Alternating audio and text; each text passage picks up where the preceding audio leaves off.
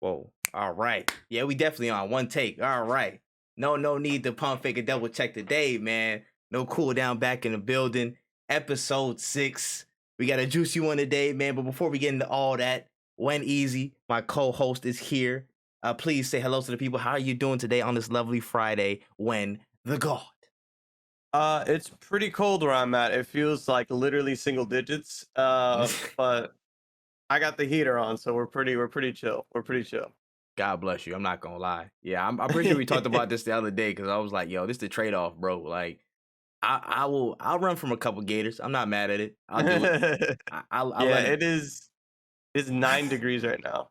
It's 9 degrees. That's brick as shit. Oh my, Yeah, that's cold to the it's bone. colder than my fridge. It's colder than my fridge right now. That is something I can't tap into, bro. I'm not gonna lie. I'm too warm. I'm too warm blooded. I'm too warm blooded for that shit. I know I'm from New York originally, but that shit has left me a long time ago, bro. I can't. My tolerance for that shit is low, bro. It be getting cold in the house, nigga. I'm socked up. You see my hoodie on right now. I'm like, yeah, bro. We can't do this shit. We can't. But yeah, man. Hey, I'm here, ThatManTripp. You know what I'm saying? We in the building. No cooldowns back in the building for a juicy one this week. This is a very, very, very impactful episode. I thought this was gonna be a dry week this week, but then out of the gates, you know what I'm saying? Shots have been thrown around. A lot of stuff has been swirling around a specific topic, but you know what I'm saying? We're gonna warm up to it. And in the warm up, we just got a couple of funny stories and just a couple things we want to talk about before we get into the juiciest news. So first and foremost, one of the funniest stories this week comes from the Italian government of all places, as a Zoom meeting for lawmakers discussing data transparency and political decision making opened, and they got a little bit more transparency that they bargained for. So at some point in the call, literally like there's like a Zoom call. Somebody shared their screen and it went straight up like a whole image of Tifa Lockhart from Final Fantasy VII. She was getting that shit boing boing in 4K. She was getting rocked. It was straight hentai, bro. And I'm like, that's fucking tough. And the worst part was probably all the timing, because as soon as they were introducing one of their guests, which was a Nobel Peace Prize winner in physics from like last year, 2021, that video came up. So it was like the worst timing ever, bro. Did you see this? No, I heard about it, and it was funny because I was like, "Why is Tifa trending right now?" And then like I heard about it, and I was like, "This is actually insane that this is happening in real life. Like this is a real life thing that actually happened." Bro, like these are like, you know what I'm saying? Like the world's governments, you know what I'm saying? Like in movies, it's like, yo, bro, they come together for NATO and like intergalactic threats and shit, Independence Day. You know what I'm saying? Like this shit used to be sacred. We got people showing straight up. Like, That come shit had on, me man. rolling, bro. You couldn't wait. You couldn't wait for like a different time. Bro, my man's was in there and he said, yo, listen, I need to get this shit off now. I'm tired of all this waiting, bro. I'm not gonna lie. I can't talk about policy right now while I'm backed up, dog. This is ridiculous. It's wild. It is just people just like do whatever they, and it's like beautiful because like I've been at work and I've like been on my phone. Or there were times where I was like watching a stream while I was supposed to be working, and like I was just like, man, I don't care about this job. It's funny to see people in those positions also have that same kind of attitude where they're just like, man, I don't care, dog. I'm about a Tifa. Like that's crazy to type in a like. Bro. I couldn't. I'm built very different, I guess. Facts. That man is very different. Facts though. I'm like, I'm sitting there. Sometimes I be getting guilty because I'm like, I'm at work. I'm like, I watch a couple videos here and there. Or, you know what I'm saying? In between doing my work, I'll take a little break. You know what I'm saying? I'm doing my job for the people out there looking for me. So I'm doing it. I'm doing it, but in between, you know what I'm saying? Watch a couple videos, entertain myself, keep my mind, at ease during periods. And some people out here just straight up, you know what I'm saying, getting to the stick they meet right there in the middle of government forums about actual efficacy of data. You know what I'm saying? Like some real important stuff you would think in some spaces. Italian government's like, nah, bro. Dude in the office like, yo, bro, can I get this in right now? We on Zoom, bro. They ain't gonna know I'm on Zoom, bro. Share screen. That's the wildest shit, bro. Oh my god. You can't write the shit, man. Ain't nothing better than real life because this shit is too funny, bro. It's too funny. It's so funny. Oh my gosh. But yeah, that was that first story. That was funny. But to a little bit more excitement, and not in that kind of way, excitement, pause. Dang, bro. You know what I'm saying? They was ready for that. I'm talking about the Moon Knight trailer that dropped over the past week, man.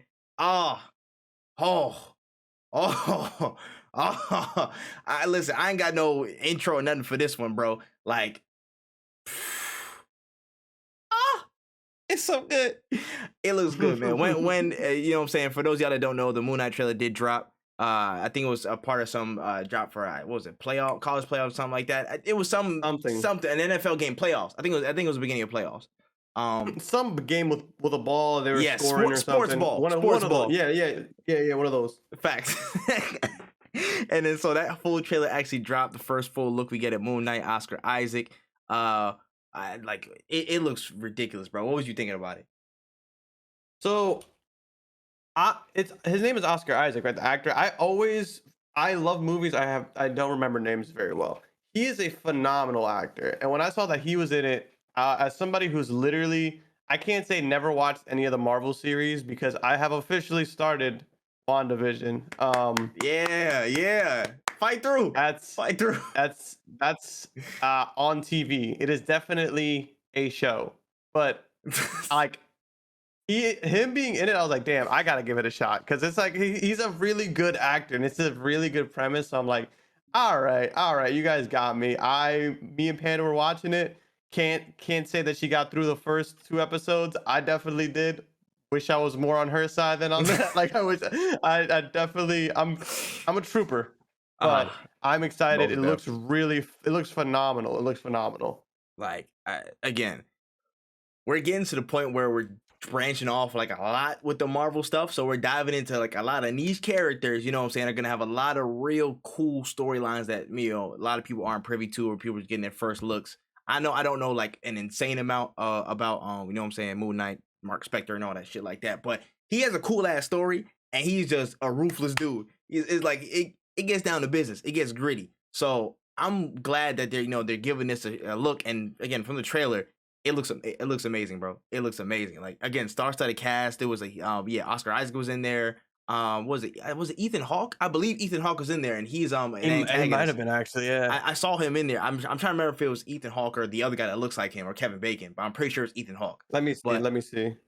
They both look close enough to the same. I always confuse them two, but yeah, literally, like it just looks amazing. It's Ethan Hawke. Yeah, Ethan Hawke. Cool. It just looks really, really, really, really dope. And I'm liking the little tidbits that we see so far of kind of like that little descent into madness and how he slowly, I guess, how he dissociates, different identities that he has. Like there was like a little part where he was in the museum and like he walked past, and then his shadow or his mirror reflection just looked at him as he walked past, and he walked with him. I'm like, damn, they're really like going full on with like the actual like the psychosis that's going on in this man's head, and just the dissociativeness that's happening with him. I love that. The look of Khonshu, how he looked when he saw him at the end of that hallway in that one scene was ridiculous. That looked dope. The visuals look dope. His suit is fire. The action looks really, really good. It looked like they fighting monsters and stuff like that. And I'm just ready to see how it connects to stuff, bro. Because listen, we getting a lot of different teasers for a lot of different people. So I think he'll fit in real nicely to where Marvel's headed. So I like it. I like it, man. This Moon Knight trailer, it got me really hyped, man. I'm ready for it. You need to hurry up. Yeah, I'm excited. It looks pretty solid. I definitely got to catch up with the rest of these shows. I'll let you know. I'll let you know my thoughts on the rest of the shows when I get through them. At whatever speed that will be. I got my guesses. Again, they're not crazy long. Like you could watch some in one sitting. Like, you know what I'm saying? That's why, like, when I watched the first 2 episodes and like I wasn't a huge fan of it, I was like, well, I'm 30% done, so like I can get through it. Because some people, for example, with like shows like Breaking Bad, I think is one of the best shows of all time. I'll say it myself, the first 2 seasons were dry as shit. That was 2 whole seasons, so I can get through 6 episodes. Yeah, like it won't be that big of a deal. Yeah, literally. Like I feel like for what it's worth, that little build up in some of the shows, I feel like only like 2 of the shows start slow. Wait, Hawkeye's included. Probably 3. A little bit slow, but Hawkeye's a lot shorter because it's like a 1 episode start. That's pretty slow, and then it starts to pick up. It's a little bit of a left, you know what I'm saying, left field type of approach to me, because it's like, just starting from another point of view. But once you get into it, it's a lot. It's like really, really smooth watching for me, for all of them, honestly. And then you'll see which ones are, rise to the top. Are the cream of the crop when it comes to certain ones, man. I got my eye out, but I think overall it'll be a decent watch for all that stuff. So yeah, for sure. Let me know. before we get into the other stuff, I also just wanted to show one thing. Like, okay, so basically, this is just a section. This is just a forewarning to my future self. When we go to DreamCon, you know what I'm saying? You need to bring this. Hold on, I'm about to show this real quick. Hey, I know we got canceled. We got canceled season 1. You know what I'm saying? We got canceled on Netflix. But I don't know if you peep this. I don't know if you see this, Oh, that's bro. gas. That's actually really cool. Hey, yo, I got this is a Christmas. This is like a late Christmas gift like my family gave to me, bro. If we going to DreamCon with this, I'm literally saying That's whatever nuts. happens, and I'm stomping on niggas, bro. I'm not even playing. Like, this is like the hardest shit I've ever seen in my lifetime. I'm jealous. That's pretty cool. I want to let you know I cried when I saw this. I want to let you know I cried. Like an actual tear. A tear came out my eye, bro. It might have grew a plant or something like that in the soil. I don't know. But these is the most fire joints I've ever seen in my life. I'm so like, if these one day don't fit me, or I somehow lose my feet in some like smelting accident or whatever, I'm shadow boxing this and I'm putting this on my wall in front of everything. And on the fridge, I'm taking a picture of it and I'm putting it on the fridge. I'm putting it on my mantelpiece. I'm putting it in front of my kids like trophies and whatnot. It's a wrap. It's staying here forever. It's fire. It's fire. For all the people who don't know, Tripp is a welder, I guess, or works with hot metals on the weekends. Hey, listen, the content fire. That's all I gotta say. That's what I'm working with, man. Hey, I'm just saying, bro. I had to do a little show and tell for that one because that's ridiculous, bro. That's ridiculous. Oh, my chair wheel. Oh my goodness, literally, that was dope. That's all I had to say. Anyways. Let's load it up, man. It's about time we get right into the main story of the week because holy hell, there is a lot to work with. As we have seen all over the news, all over the outlets, YouTube videos, Twitch streams, all kinds of clips and breakdowns and TikToks and whatnot. It is official. Microsoft has officially made the move to acquire Activision Blizzard for a massive $70 billion. Now, this has made a lot of waves, obviously, across the gaming industry and business in general, even affecting the stock prices of some people here and there. Like, that's crazy. I'm not going to name names, PlayStation. And even creating another big W for the Xbox and Microsoft banner. So this really spawned a lot of different subplots that we want to cover, but we just want to start with the sale itself. Let's look at $70 million. It's the largest acquisition in gaming history, and it literally just like shat all over the largest, the second largest now acquisition, which was like 2 weeks ago, which was Take-Two and Zynga, were like 12 billion. Activision Blizzard are now under the umbrella of Xbox. They're absorbed in. And we heard a lot of different stuff about this. You know, this came out of left field for a lot of us. Maybe some people predicted it. For those of y'all, Nostradamus, you know what I'm saying? The Oracle out here, good job. But for most of us, we didn't even see this coming.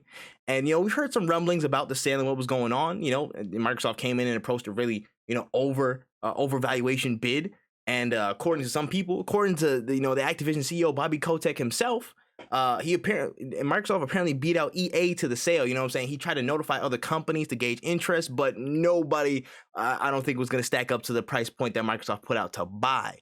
Now, one thing we've also heard is that Kotick initially didn't want to sell, but the public pressure from all the stuff going on with Activision Blizzard and the sexual misconduct cases might have played a factor in that position where he had to sell, and created a lot of low leverage for him. So just the sale, the impact in general, the lead up, the deal. What are we thinking about this? How does this change everything at a macro level? You know, what's going on? So when I saw it happen, it wasn't like, wow, I can't believe this happened. It was more like I wasn't shocked that it happened. I was just surprised at how fast it happened, because I thought that the big blowback from all the stuff that was happening with Activision was insane. But if you were to tell me like back then, before this happened, oh, Activision, like, I'm from the future, Activision just continues to make Call of Duty games and ignores all the stuff that happens and nothing bad happens to them, I wouldn't have been surprised, because at the end of the day, like, it's just how it is with them. Like, they don't care. Like, I felt at least. So it's like, I never expected them to sell. I never expected people to try to buy them either, because 70 billion for Activision Blizzard, that's kind of high. 70 B's, bro. What were the negotiations is what I would like to know. Is like, because if you think about it, like, the big IPs that they own, their money makers. When you download BattleNet, which is like the Blizzard launcher, and you see the games on there, it's like Call of Duty, Diablo, World of Warcraft, um, Overwatch, Heroes of the Storm, Mhm. and StarCraft. Those are like the 6 main big franchises. When you divide those 6 money makers down, that's like 12 billion a franchise is what they paid. And like, I don't know if Overwatch is worth 12 billion at the state that it's in right now. Mm. Like, I'm just more shocked that, like, did Xbox just send the blank check? That's what it Yo, felt like. yo. Xbox was just like, our name is on it. You write what number you want and send it back to us, and we'll push it all through. Like, that's what it Bro. felt like.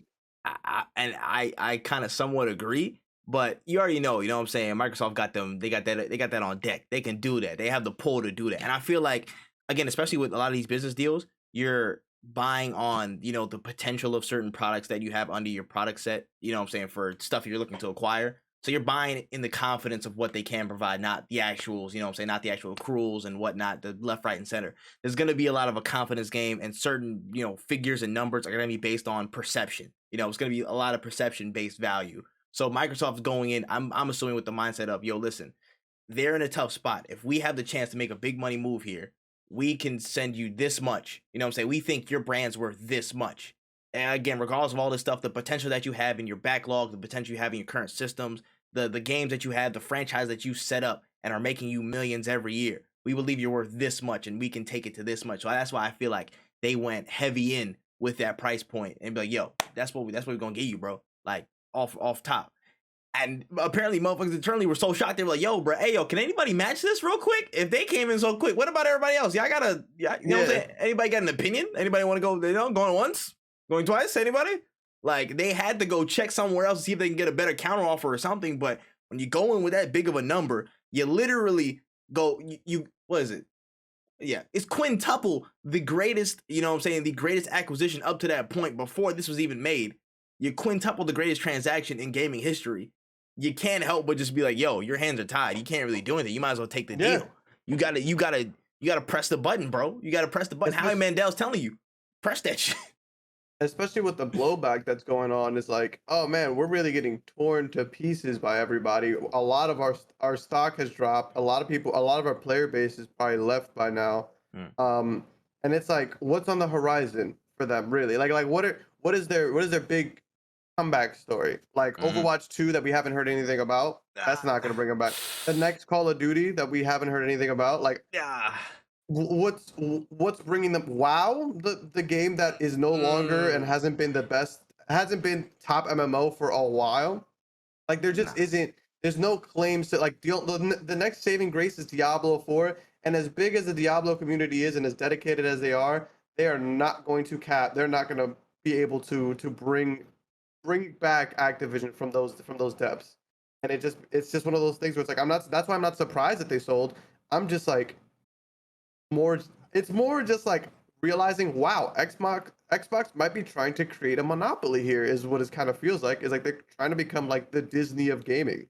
Yo, and it's wild to think about. A few years ago, that was not the case. You know what I'm saying? Like, No. you think back to 2016, 17, you know what I'm saying? A lot of franchises were kind of waiting in the wings. They were, you know, Halo was faltering. Halo was falling off.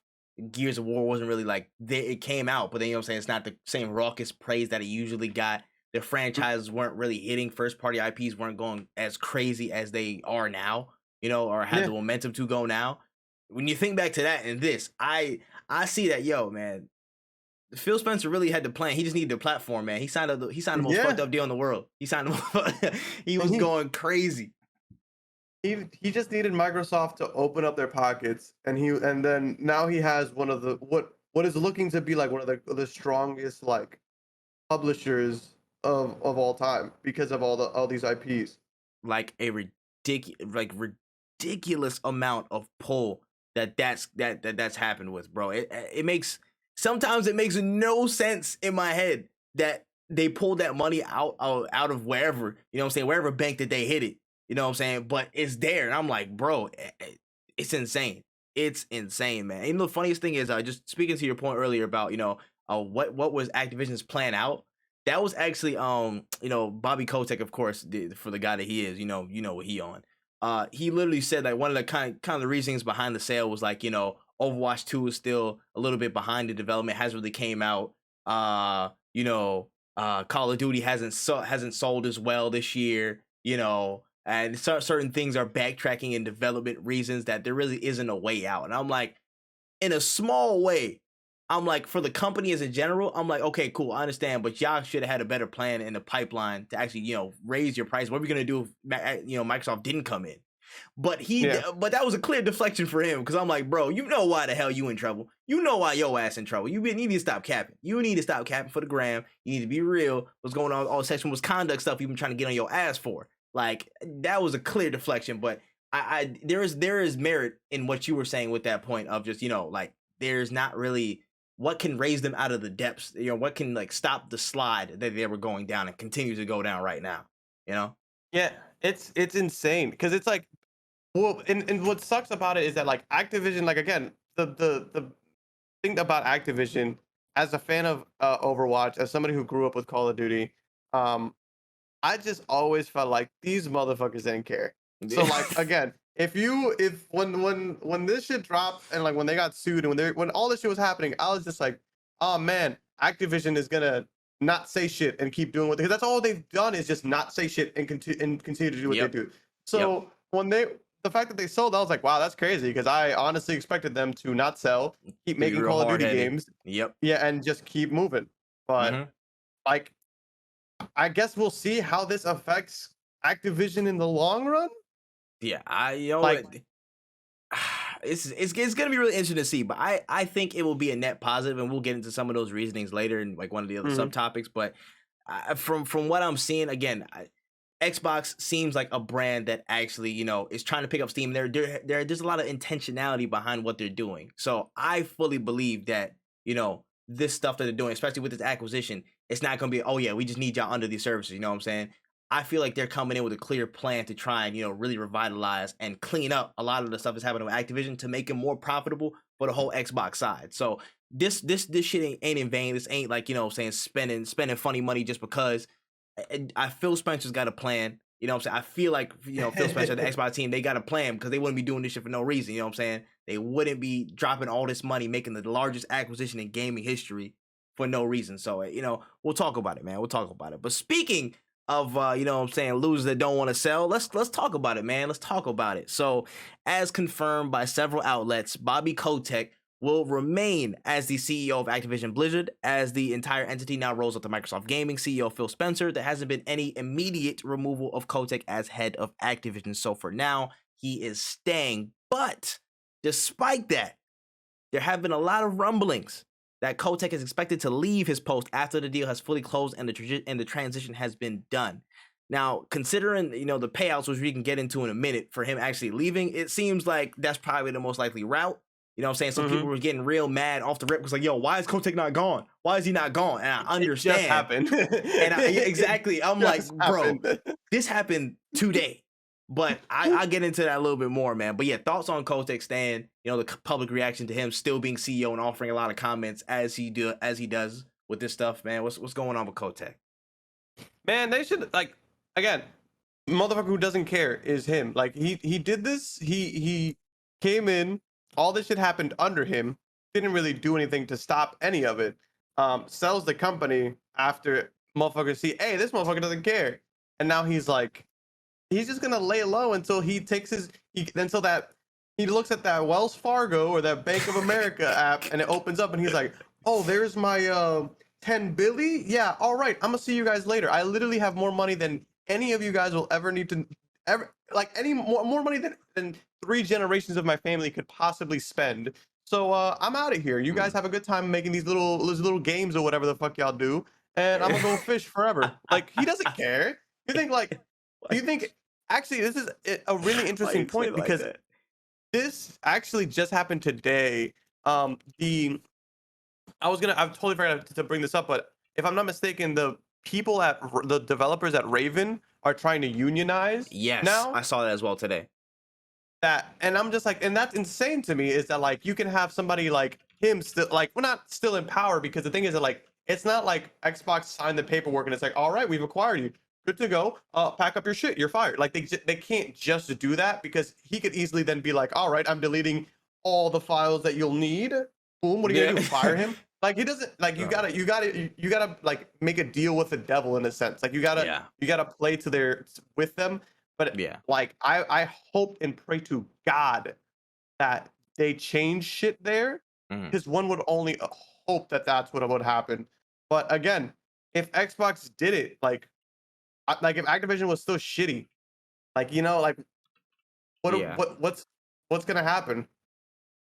That's an interesting thing, but I really hope with the actual foresight, as you can, probably just look up and Google Activision over the past like 8 billion years. You know what I'm saying? You can probably see the problems that are lying with the, with the entire company and would want to try and help fix that for your brand image now because you have now absorbed them. So they are attached to your name. Your brand value and perception is now, inextricably linked to them. So you have to do what you can. You know what I'm saying? I also saw a funny tidbit. I forgot who tweeted it, bro. But some dude was like, "Oh yeah, it was like January 13th and then January 18th. It was like, oh yeah, Microsoft acquires Activision." And like 5 days before, it was like Microsoft starts internal like ethics and sexual harassment like screenings and stuff like that. Like there was a lot of like internal interview investigations. So I was like, yo, this is great timing. Like, yo, why don't you just shift it on over there? You know what I'm saying? While you're at it, you already contact those people. Just be like, hey, go over to this address. This is actually our employees now. So go on in, bro. Just go fix it. Just walk in, tell them you know us, get to work. Do your thing. Like literally, bro. You need more than a team of like social, like the people who do like the containment in like Monsters Inc. That's bro, what I imagine bro, when you say like we gotta clean up Activision. Yeah, exactly. He's got a sock. Yeah, you know what I'm saying? Like with the suits, is just like get away from these women. Like you need people to like with hazmat suits just locking that shit down because it is just horrible over there. Like dead ass, bro, dead ass. But backtracking on to the point of Kotick, this is the thing with business that sucks. For a lot of people, for us on the outside, for the regular consumer, we want that man gone ASAP. And trust me, I want that motherfucker gone and rotting somewhere ASAP. I really do. Yeah. But with the contingencies and stuff of business that he's put in place and whatever team that support him at Activision puts in place, you can't get rid of him that easy. You can't just, drop him like that because there's so many legal things that he's put on, that he can't really be touched for the moment until they deal with certain stuff. So for the fact of him seeing it through the transition, like, not necessarily brain drain, but just him overseeing certain operations until everything is handed over to Phil Spencer. The keys are given to him. Everything is tidied up and the transition's fully done. Everything's signed on dotted line. And that whole process of merger and acquisition is complete. He has to stay. He has to stay just because that's the presiding body. That's just how business goes. And that's just how it is.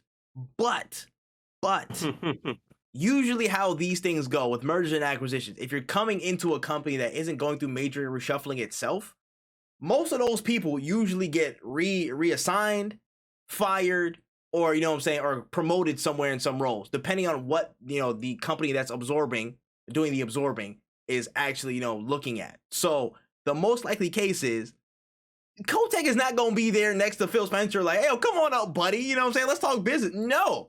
He already has enough. That man's a criminal. Get him out of here. You know what I'm saying? Like he's gonna.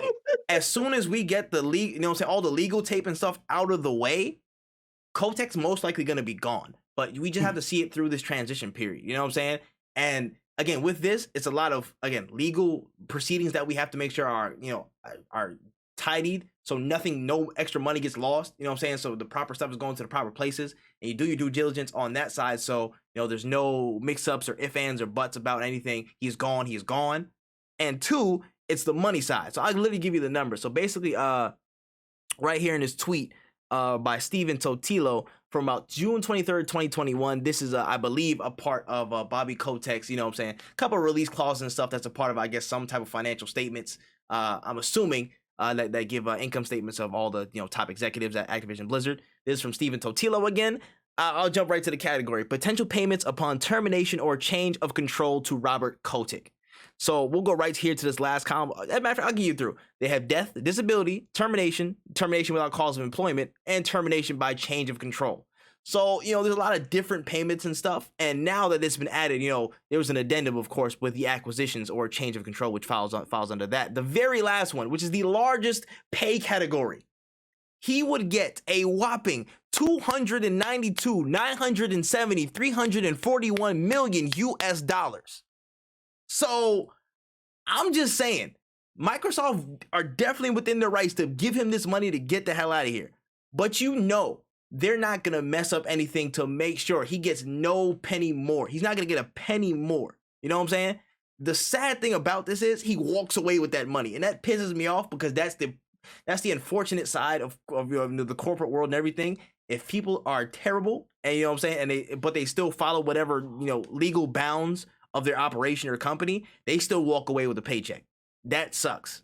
But that's the rules of the game. So if they're willing to do that, which they probably will be, and they're not going to, I doubt they're going to keep him around or incorporate him into their, hierarchy or actual structure. He's going to be gone, but he's walking away with that money. You know what I'm saying? Yeah. Whatever he does with it, you know what I'm saying? That's on him. I hope it all gets lost in a tornado, but that's on him to do. But I think for all of us, the crux of it is he will be gone. We just have to be patient and wait on that transition. We just got to be patient.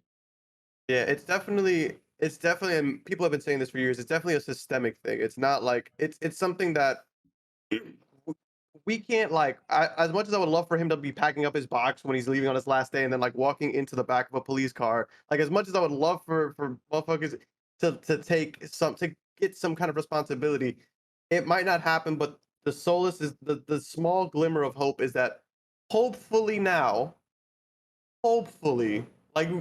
praying to God, we don't have to see this kind of disgusting, toxic culture thrive any longer in some of these franchises and games and companies that we want to enjoy. I literally love playing Overwatch, but two things made me not play it. One, there's literally no new content.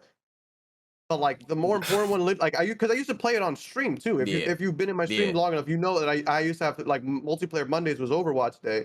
When I found out about the Activision thing, I was like, I'm off this shit. I haven't played Diablo. I'm a big fan of Diablo. I'm a big fan of Overwatch.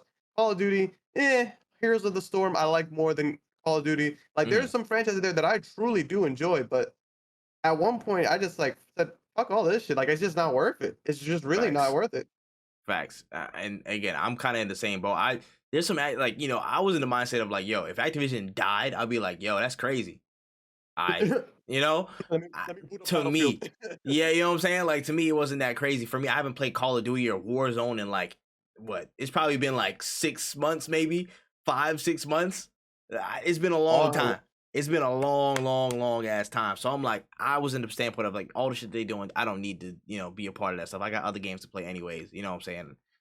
That is what it is. But again, back to the core and the crux of this, Xbox as a brand has already, shown themselves to at least be receptive to all the things that we're speaking about that are on the opposite end that Activision is doing. You know what I'm saying? They're at least hearing people out. They're at least looking at some of these things. They're, again, look at the whole January 13th thing. They're launching investigations to, again, make sure things are on the up and up internally. They cannot afford to actually, come into a place where, Activision they've had stuff so rampant and let it slide. They can't. That's already counterproductive to what they do. I already know with this they're investing way more than $70 billion into this. To me, yeah, they're investing so much more money because it's going to take a lot for them to reestablish normalcy and proper standards that are into a lot of these avenues and creeks and crannies of this whole system that Activision Blizzard have set up, man. All the 40 plus weird ass employees that was causing all this sexual harassment trouble, you know what I'm saying? And that's seeped down to maybe people in recruitment. Who knows what number that's at now? They have to really root out the evil, you know what I'm saying? Cut it all out and start anew. And that's gonna come with time. But I really believe that, Xbox as a brand really knows what they're getting into, and they're going to put in that work to rectify that situation and make sure that doesn't happen at Activision Blizzard ever again. So I fully believe that's going to happen, and it will start with Kotick majorly. You know what I'm saying? We're going to see the first big punch that shot her around the world with Kotick leaving. And then that's when you're gonna start to see a lot more progress on that front. So for Xbox, I have no problem with how it's going right now. Of course, he has to stay for the business side of things and for legal. You can't just rip and replace him and throw him out the damn window. Like, get your ass out of here, nigga. Like, you know what I'm saying? You can't just automatically off the rip do that. But I know there's a time and a place, you know what I'm saying? Just not now. Shout out to Professor Oak. You know what I'm saying? We'll see it down the road. We'll definitely see it down the road. So yeah, that's enough of that weirdo, man. Let's get that out of here. Let's get to a little bit juicier topic. This is a nice little subtopic on this one, man. So one of the biggest actual sticking points of this acquisition was the presence of current deals and partnership ventures that Activision had activated with Sony. Now, in 2020, Sony was actually the biggest customer for Activision, accounting for 17% of Activision's annual revenue. And now that is all on Xbox. That has come into the Xbox fold. Basically, Activision are paying for Xbox's services. So Sony reps have come out to state, you know, there have been a lot of reports, and they had an official rep come out and speak and then said, we expect that Microsoft will abide by contractual agreements and continue to ensure Activision games are multi-platform. Now, Phil Spencer went on Twitter to carefully state, had good calls this week with leaders at Sony. I confirmed our intent to honor all existing agreements upon acquisition of Activision Blizzard and our desire to keep Call of Duty on PlayStation. Sony is an important part of our industry, and we value our relationship. So I just think this is personally funny as hell. But I understand the contract is the contract, but this is funny as hell. But what you thinking about this, man? What are you thinking? I tweeted this. I was like, when I saw that, I was like, this feels like when like your mom or your like dad get a divorce, and then like they get a new partner, and they're like, don't worry, we'll you know, they know better. The court has told them, you know, that we still have to have family dinners. Like, we're still gonna have family dinners. And the person with like with their new partner is like, no, yeah, so we're definitely still having, you know, like we're definitely still abiding by what the court said.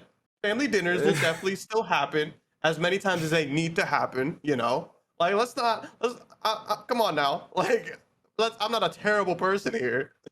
Oh my goodness, bro! Like it's mad funny to me, bro. This is the crazy thing. It's like, so I'm just imagining Sony offices, right?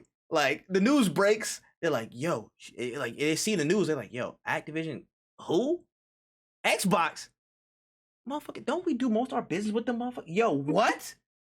Them? Oh, nah, we gotta lock shit down now. Hey, listen, they need to make sure everything we had dealt with Activision, that's not their business. Make sure all the stuff we talked about, that's good. Y'all make sure it's good. That's how I assume that whole conversation went down. Like they was scrambling, like, bro, we need to talk about this. I just imagine like one of like the Sony execs was like, they told him the news, and he was just like word for word, he was just like, so like somebody walks into his office, he's like, yeah, what's up? What? Activision got bought by who?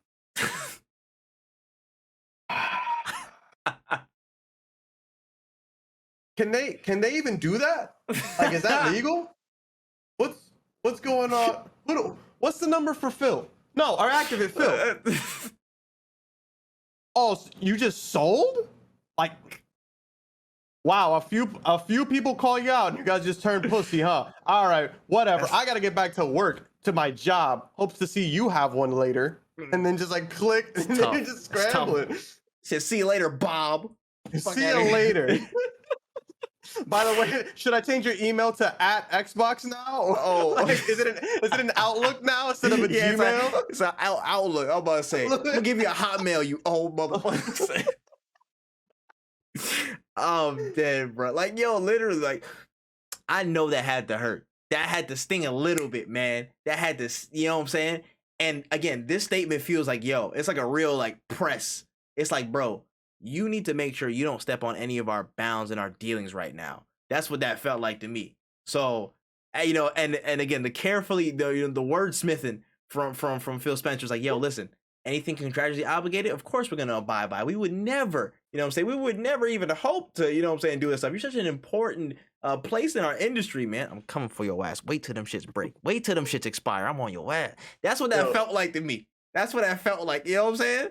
So it just in general, you know what I'm saying? Just Sony is in this place where they're reshuffling a little bit. You know what I'm saying? You see stuff. We talked about it last week with all the PlayStation Now cards coming back. They're trying to create this competitor to Game Pass, and now you see on the IP standpoint, we're grabbing all this company space on the Xbox side. We're creating a whole nother, you know what I'm saying, wave of games to support first party stuff in our ecosystem. So on multiple fronts, they're a little bit, I guess, I'm not saying behind the pace, but they kind of got a little bit of sucker punch. You know what I'm saying? Like they got beat to the punch. So they're like, oh shoot, we gotta do something now. Whoa, they kind of picked up steam. What the hell is this?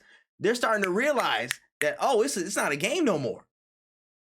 They got beat to the punch when, like, I remember years ago, I want to say it was like State of Play around, like when the first State of Play was. But I remember years ago, Sony said, when they asked Sony when Game Pass was first announced, hey, or when Game Pass was like gaining traction, they were asked like, hey, do you guys ever think you're going to change the stream only thing about PlayStation Now? Do you think you're ever going to change that? And when they said, no, we're going to stick to the plan, like they were like, no, we're going to trust the process or whatever they said, I knew from that point on that PlayStation Now was not going to go anywhere, because as much as we love being able to play games in an instant, the concept of being able to just go fully digital with playing games is just not something that we can do, especially in the US, because I'm literally somebody who has, this whole week I've been dealing with internet problems, not for myself, but for my girlfriend. I've been dealing with internet problems nonstop. So for you to tell people, yo, we're going to only do stuff online, it doesn't make sense for people with slow internet. It doesn't make sense for people with inconsistent internet. That's why we still have CDs, even though we're on the PlayStation 5 at this point, and the games are so damn big that you get a CD and you still got to download like a 100 gigabyte update, because the games just can't fit on the discs anymore, but we still have discs.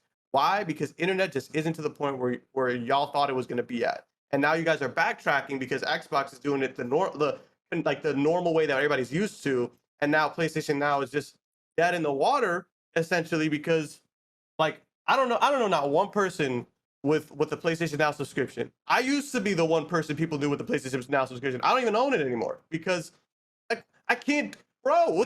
Why can't I just download this shit? It just makes sense. Yep. And it's the thing for me. This is like, damn. It's like everything is catching up. You know what I'm saying? I remember a few years ago, I believe it was over a couple of games. I think Rocket League was included in it, but like 2017, 2018, Microsoft was really, really up for cross-platform play for some game. I forgot which one it was. They were really up for it. The crowd, you know what I'm saying? The gaming industry was so, like, yo, we need Rocket this. League. You know what I'm saying? Yeah, I believe it was Rocket League. Like, yo, we really need to have this across the board. I think it's going to be a benefit to everybody, increase the player pool, create a lot more fun, and just bring people together. You know? I don't know I forgot what Nintendo's reaction was. But, you know what I'm saying? Pimp Daddy Sony. I can't run it. Yeah. He said, cars? Fast? Think we can't even run Mario. Hold up. Whoa. We trying to get his cap animated, bro. Hold on. I'm sorry. You're going to have to hold on that. Relax. And we go to Sony, you know what I'm saying? Big Poppy Sony just chilling in the cut like, no. Nah, I don't like that. But why don't you like it? You would bring people together. Nah, take people away from our stuff. We kind of like our stuff. Sorry. And I truly believe from that singular moment, that was like a Nexus event for something, bro. Because something spawned in Phil Spencer. He was like, bro, okay. All right, you don't want to build no ecosystem with nobody. We'll build it ourselves. All right, we got something for your ass. And we see Studio Mung, the catch up. Like, they've been trying to acquire stuff like crazy. Now, no slight, because of course Sony has acquired much stuff over the years, but the rate that Xbox has picked up acquisitions like over the past like 7 years has been ridiculous. They was like, Mom, give me that, foof, give me that, foof. Like, took up Ninja Theory. They took up, you know what I'm saying, so many different studios. Took Ninja Theory, Rare, you know what I'm saying, like hella big studios that have a lot of franchises under them. And they try to get some more too. They try to get Square Enix, let's not forget, and Discord. They literally tried both of them joints. And and they were trying to make money moves. And here we are today after this huge acquisition. That's a big wake up call. Like, yo, we didn't think they get this big. You know, Rare and them, they're like, okay, they're smaller ones, cool, but the largest one in history. You know what I'm saying? Literally, the majority, you know what I'm saying, like a good 17% of business that Sony, you know what I'm saying, that Sony's putting in Activision's books. They took it. It's theirs now. And there's like, oh shit. Oh no, that's a lot.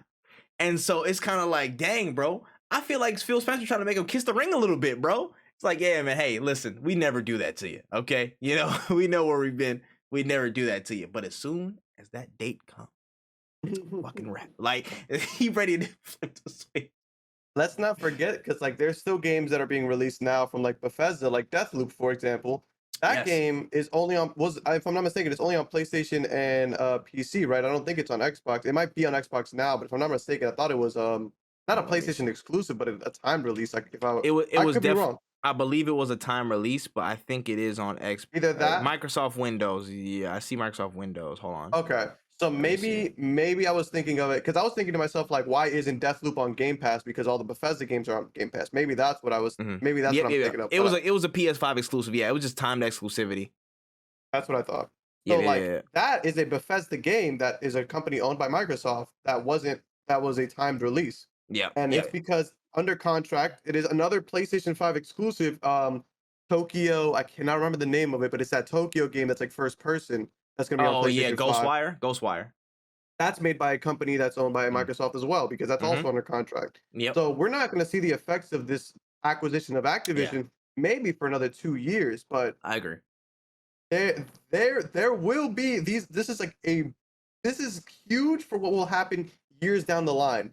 And I think for the people who are watching and are like, oh man, it doesn't really matter to me. I'm still gonna play Call of Duty or whatever. Yo, those Call of Duty fans, when they're playing Black Ops 7 or whatever, and they're like, yo, why can't I play the new maps? Because if you don't remember, back in the day, Call of Duty maps used to be exclusive for consoles for a time release as well. Yeah, so like for DLC, a time Xbox first, for a time PlayStation first, you get the whole thing a month early. We might go back to that very soon, like within the next 2 or 3 years. I wouldn't be surprised.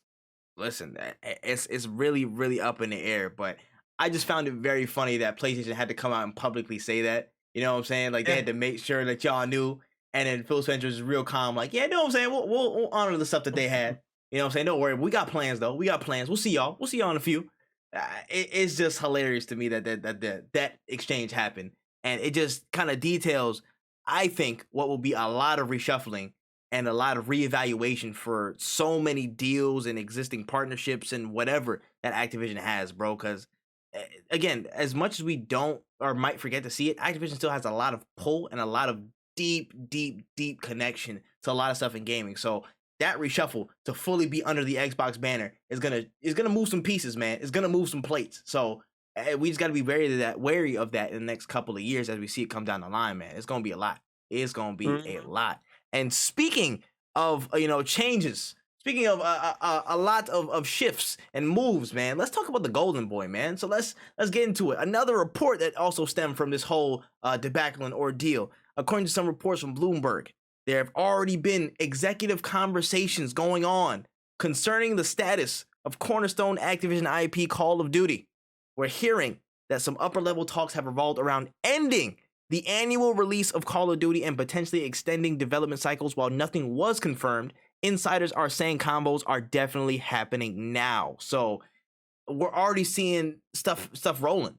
Will Call of Duty remain an annual release, or will the format change in the future? What are we thinking about this?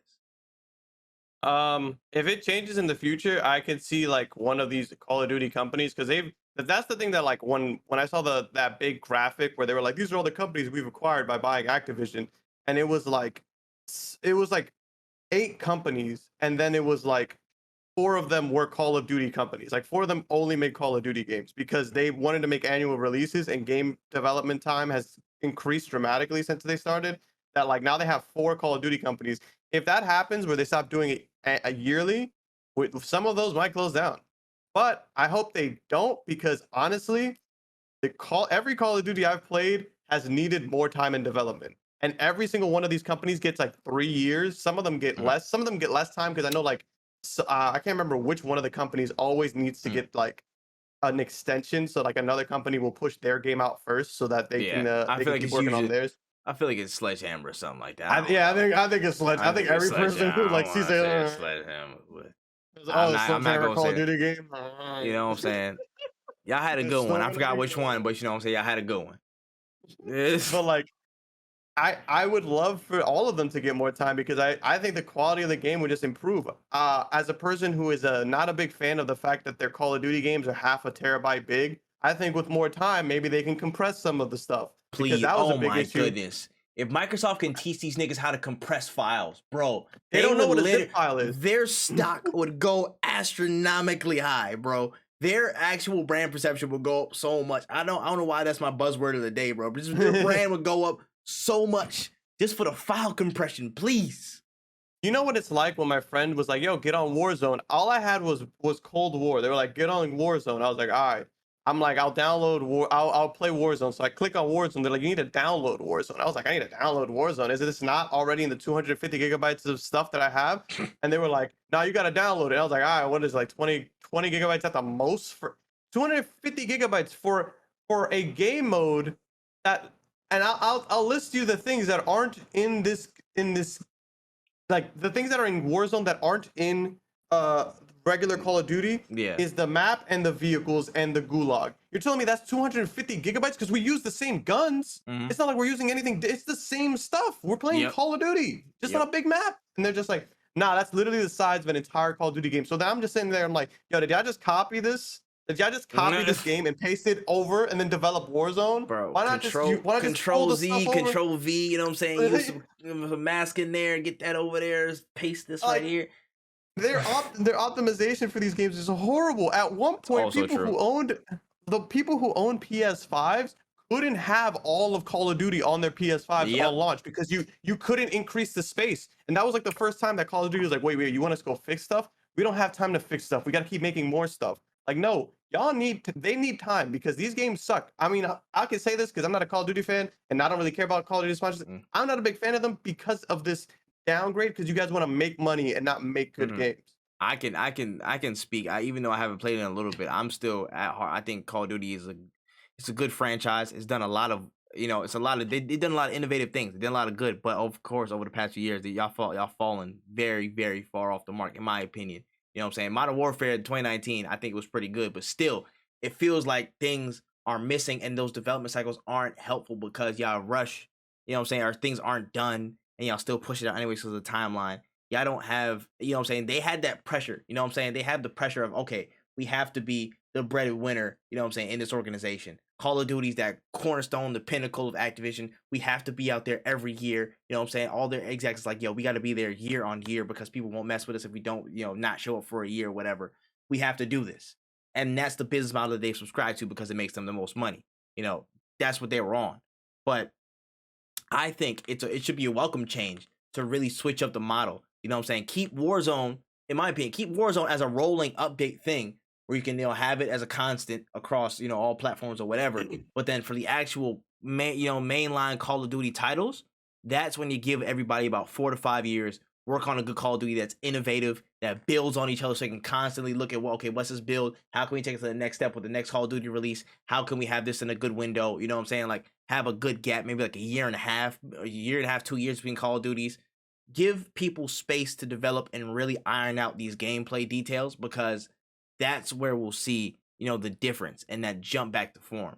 That's why I have the problem. I'm like, you guys rush and then you create a lot more problems for yourself. And then when you're trying to plug in one hole, another one sprouts up. So you're trying to plug a dam and not knowing it's going to burst. And it happens at some point every year for some years. You know what I'm saying? It's so much to do. And that's just one side with the mainline Call of Duty. It's not even Warzone. It's just a lot of stuff that they have to cover. And I really think that it would be a good change for Call of Duty, man. It's a welcome, refreshing thing, bro. And for all the, you know what I'm saying, the Mountain Dew Dorito heads looking for double XP, y'all be all right. Y'all can find other games, you know what I'm saying? Y'all can stick with a game, you know what I'm saying, more than a few months, more than like 9-10 months, and then wait for the next Call of Duty. Because that might mess up y'all attention spans. I'm not gonna lie. Gaming attention span.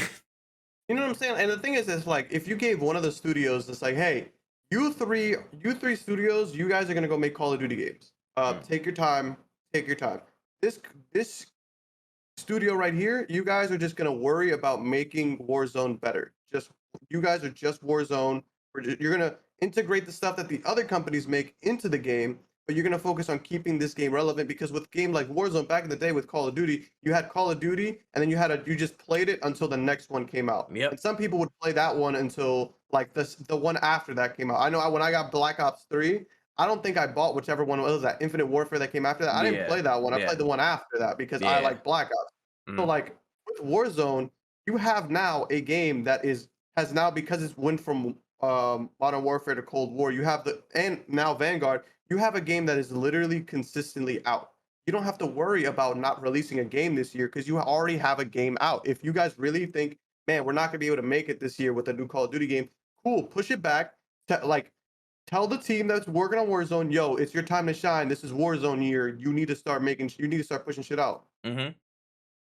And that's how I would do it. But again, they don't sign my checks. I didn't get Yeah. 70 billion. Facts. Yeah, I didn't get shit. They didn't tell me shit. I thought, man, they buying everything out here. I thought they would have bought the podcast. Nigga, come on, bro. We out here. We could have. It was a couple dollars. We would have been out here like Call of Duty is the best. Facts. I'm not gonna lie. Right now. Hey, Phil Spencer, you was talking some real shit the other day, man. I believed you 100% of the way.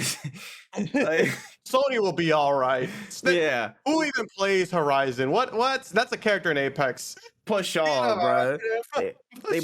They about to have me saying Xbox is the best box, and I'm the best box. They want to have me going crazy. All right. But nah. Facts. Hashtag ad. But yeah, it just for Call of Duty, man. It's like if you can have what you said, like again, mainline game, major Warzone updates across a year, mainline game. If you can split up, you know what I'm saying, that to give everybody some breathing room, because so much Call of Duty annual year on year, you create a lot of expectations, you know what I'm saying, that get fuddled because things change all the time. That annual release stuff doesn't really help, you know what I'm saying, the longevity of Call of Duty. Just because you're putting so many different palettes of Call of Duty in your mouth, people don't know, you know what I'm saying, what's objectively, yo, this is great, but it feels different. Okay, this is the same as the last one. This is that. You don't give anybody any breathing room to solidify opinions or solidify, you know, what this is, and then you just jump to the next one. You know what I'm saying? That has also created a lot of narrative for Call of Duty, which I think could change a lot if you just change the release date window. You know what I'm saying? Microsoft isn't reliant on Call of Duty to do sales now, so it has the bandwidth to tell you, hey, you don't have to release every year. You know what I'm saying? Warzone, we'll work on Warzone, keep it a rolling thing, but everything here, you know, it's you know, you can work on things. You can work on things. You can have a little bit more breathing room. There's no pressure. You know, you guys don't have to be the breadwinner here. You don't wear the pants in this company. You know what I'm saying? Like, y'all can just chill out. Y'all can chill out, make the best game you can, and then let's move forward. And you know, I think that's a beautiful thing. That's where I feel like we can see Call of Duty return to a lot of good form that it's had in years past. But only time will tell. Only time will tell. And you know, whether Sony will want to let it go, but we'll figure it out. We'll figure it out, man. So on to the next topic about this, man. So is it acquisition season? Is it really? So I mean, the smell of buying companies must be in the air. You know, Xbox went crazy. New people, you know what I'm saying? People all over Twitter is basically suggesting, what do we do next, man? Sony, do something. Everybody's trying to instigate Sony. Like, yo, bro, you see them? They're stealing off on you, bro. You gotta fight back. You gotta buy something. You gotta buy something, man. And on top of that, the Mountain Dew and Dorito Pope himself, Jeff Keighley, fanned the flames a little bit with some figures of current gaming companies and their current market capitalizations. Just, you know, fanning a little bit of flame, stirring a little bit of the pot on what could be bought. You know, he dropped a couple of numbers. EA was 38 billion, Take-Two was 18 billion, Nexon was 15, Bandai Namco was 15 billion, Square Enix was 5.6, so on and so forth. I mean, my question to you now is, what does Sony do? Should Sony feel pressured to make a change? Should Sony feel pressured to buy something? Or, you know, what is their next step? You know, trying to, you know, stay, I guess, on top of the game. So I think the only thing Sony needs to do is they need to push out Project Spartacus. I don't think they need to buy any companies, to be honest with you. I think they just need to push out Project Spartacus. And the reason because of this, my friend Justin, who I've been playing games with him for years, he was like, the thing about Sony is that they'll find a smaller company that makes good games, give them money, like, and then buy them later. So kind of like what happened with Insomniac is like they'll find a company that they'll help them grow, they'll build a relationship with them, and then they'll be like, all right, cool, you're with us now. Same thing with like Naughty Dog is like they kind of built up Naughty Dog. Like they're like, hey, you want to make a game for us? We'll help you. We see the vision, let's build type thing. I think Sony going and buying companies left and right, I don't know, because the thing about this is like Xbox is buying a lot of studios. I just don't know how they're gonna manage all of these things, like, and keep the quality up. Because if it's gonna be like Bethesda, Activision, like all these people are making games, but they're like, we don't know what the quality is going to be like because you got to keep up with these companies. So I don't really think Sony needs to buy anybody, to be honest with you, because at the end of the day, PlayStation is still the most selling home console there is right now. And if I'm not mistaken, after the acquisition of Activision, they are now third in line with like, I don't know if it's like like games being sold or something like that. Like they just Yeah. got over Nintendo on something. Yeah. So it's like you guys just beat Nintendo. Congratulations. Nobody's competing with Nintendo. You can't compete with Nintendo. It's like if They you're don't if they you try don't to, choose to compete with y'all, bro. They're in their own. They're in the treehouse, they're bro. They don't literally even talk to y'all. They you don't know what talk I'm to saying? nobody.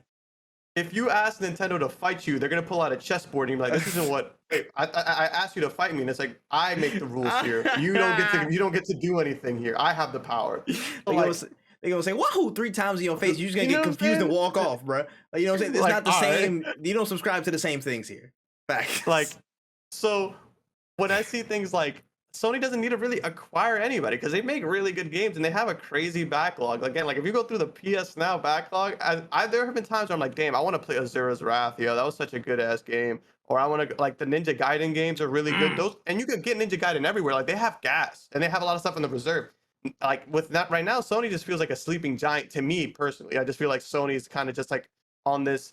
Yo, we just really don't feel like rushing anything because we don't have to. It kind of feels like not to bring up DC and Marvel, but it feels like Sony's Marvel. Like we know the shit that they push out is going to be gas.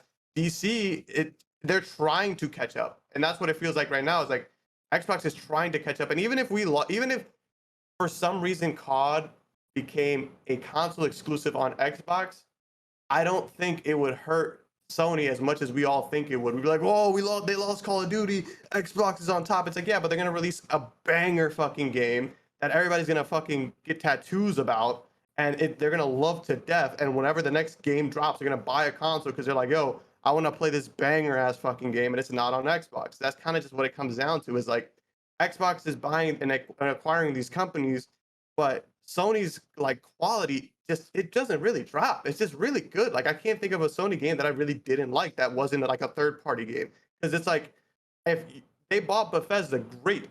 They bought Bethesda after they didn't buy Bethesda when they made Skyrim. They bought Bethesda when they made Fallout 76. Like, Ugh. oh, Yeah. they bought Activision. They didn't buy Activision when they Brought made it down. Modern Warfare 2. They bought Yeah. Activision when they made Vanguard and when they have Overwatch, and Overwatch 2 haven't even heard anything from it. Like they have created a great foundation. And if Xbox can water the seeds that they have planted, they're going to be really strong. But if they can't handle this garden of opportunity, they're just going to have a lot of just dirt. Is what it's going to be. That is a very, very good point. And I'm glad you brought up the Marvel DC thing because shout out to Wolfie because he literally said the same thing a couple of days ago we were talking about, bruh. That's a really, really good point. Now, I had to say this shit for the you know what I'm saying, for the intro for this topic and whatnot. But I am in the sense of, yo, what the fuck does Sony have to do that's really crazy except for work and make some tweaks internally to get some shit popping? You know what I'm saying? Like, here's my thing. People are, they just want to see chaos and blood. You know what I'm saying? I understand. You want to see rubber to the road. You want, I'm with you there. I'm with you. But for a company in the size and scope of Sony, and who's built such an insurmountable lead and has had such a great infrastructure and catalog that they've built, and stuff in the background that they haven't even touched, they haven't even tapped into. They only have to do is create some type of method to get people again looking back at Sony for a quick in for games or increased accessibility options, i.e. more consoles for PS5 and Project Spartacus, and then reignite that catalog with consistent heavy hitting games and IPs that people know, enjoy, and will come in and look for, i.e. all the shit that they have lying in wait. Literally so many different things, and they could acquire little things like you said before and build them up, or create that rapport with them as they build games for them, and then just acquisition off the rip. On Sony's point of view, all they have to do is make sure that their offering is solid enough, and that comes with increasing that pipeline to start pulling on some of the catalog and the history of PlayStation to get some of those exclusive games back out. That's my thing. That's where I think Sony needs to go, but that involves, again, increasing that pipeline and speeding it up. but having that at such a rate where it doesn't drop the quality, but there's still enough of them joints to come out to be like, oh yeah, cool, they got that, and that. But hey, yo, you looking at, what I'm saying? Microsoft dropped like five heavy hand games this year, but we dropped 3. But these 3 was crazy. Y'all was waiting on these. Y'all were waiting on these for a while. We got Jack and Daxter in the cut. You know what I'm saying? They're alive again. Surprise! Like they have that. Whereas they might have, Microsoft might have more, but the reception and the anticipation on some certain IPs that they're grabbing from isn't as high as maybe the 3 that they might have on Sony side. So for me, it's about just slight tweaks. They don't need, and so I'm pretty sure Sony already knows this, but like they don't need to reinvent the wheel and go batshit crazy. But hey, we need to start buying something, bro. We need to get our pockets up. They called us broke. We need to do something. They don't need to do all that. Yeah. They need to just lock in and focus on the product offering of Project Spartacus, and again, create that consistent pipeline to where there's really hard hitting and in demand franchises that you can bring up from the dead or create a new that forge that constant demand and interest from their services, from buying a straight up console or buying a service as in Project Spartacus and staying on there to compete, because if they sit on their ass and just be like, yeah, we'll give you Ragnarok, we'll give you a couple of stuff. We got heavy hitters, bro, but like, that's all we got. They don't work to increase and future proof their pipeline to make sure there's like, we got these 3 games coming out. We got these games you don't even know about that's coming out. You know what I'm saying? Like, if they don't have that in place, Microsoft is going to catch up very quickly and be like, yo, okay, that's cool. You know what I'm saying? You got your couple big joints. That's dope. That's nice. But you don't have enough games on that are hard hitting and exclusive to sustain that Project Spartacus pass or whatever you do in the PlayStation pass. You don't have enough to sustain that. And if Microsoft keeps bolstering their stuff over and over again, and Sony isn't, cognizant of that fact and tries to catch up, that's where we see a lot of distance gains. So that's why I think Sony has to tread carefully, just a little bit, and plan for that. I agree with you, and I also think that because of the lack of accessibility to their games, because I was talking to my cousin who I was telling him like, yo, Activision just got bought out, and he's like, well, what does that mean for me? He's somebody with a Switch and a PlayStation, and I was just like, what do you mean that means for you? And I was like, bro, you understand how crazy Game Pass is? And he's like, that's cool, but like, does it mean that like my PlayStation games, like what I'm losing out on Call of Duty maybe? I'm like, well, no, they're probably gonna keep that like multi-platform. And he's like, all right, so then what is that? Like, I don't really care. And I was just like, and you're kind of right to not care, because they don't have the games that you're looking for. They don't have the Spider-Man. They don't have the God of War. But what I will say is that would help PlayStation is that accessibility that Xbox Game Pass offers, where it's like for $15 I get to try out a game in a franchise. So when the new one drops, I might go buy that shit because I liked playing Psychonauts 1 on Game Pass. Psychonauts 2 is coming out. Oh, I'm definitely copping that. You know what I'm saying? And I think that it would be really, really smart on Sony's end to have something like a PlayStation Now Project Spartacus. And you don't even have to do the Xbox Game Pass thing of like day one releases on Game Pass. You could even just have like, oh, yo, you like Horizon Zero Dawn? Bro, the new game is coming out. You can play the old one if you play on Project Spartacus or whatever. Like if the catalog isn't as big, they could do it for like less money, or even put it into like PlayStation Now, and it's like, yo, this is all not PlayStation Plus. Like, yo, this is all PlayStation Plus now. You can play these old games that you can't play because it's on PS3. We got PlayStation 1 games on here. Like, this is a big ass catalog for cheaper. And now when the new games drop, I'm for sure copping them. I do like that they're putting games on PC. I love that. They honestly should really release them same day type vibe, that which they're doing with Final Fantasy 16, I believe, is releasing day one on both things. I think that's really how they should go about this shit.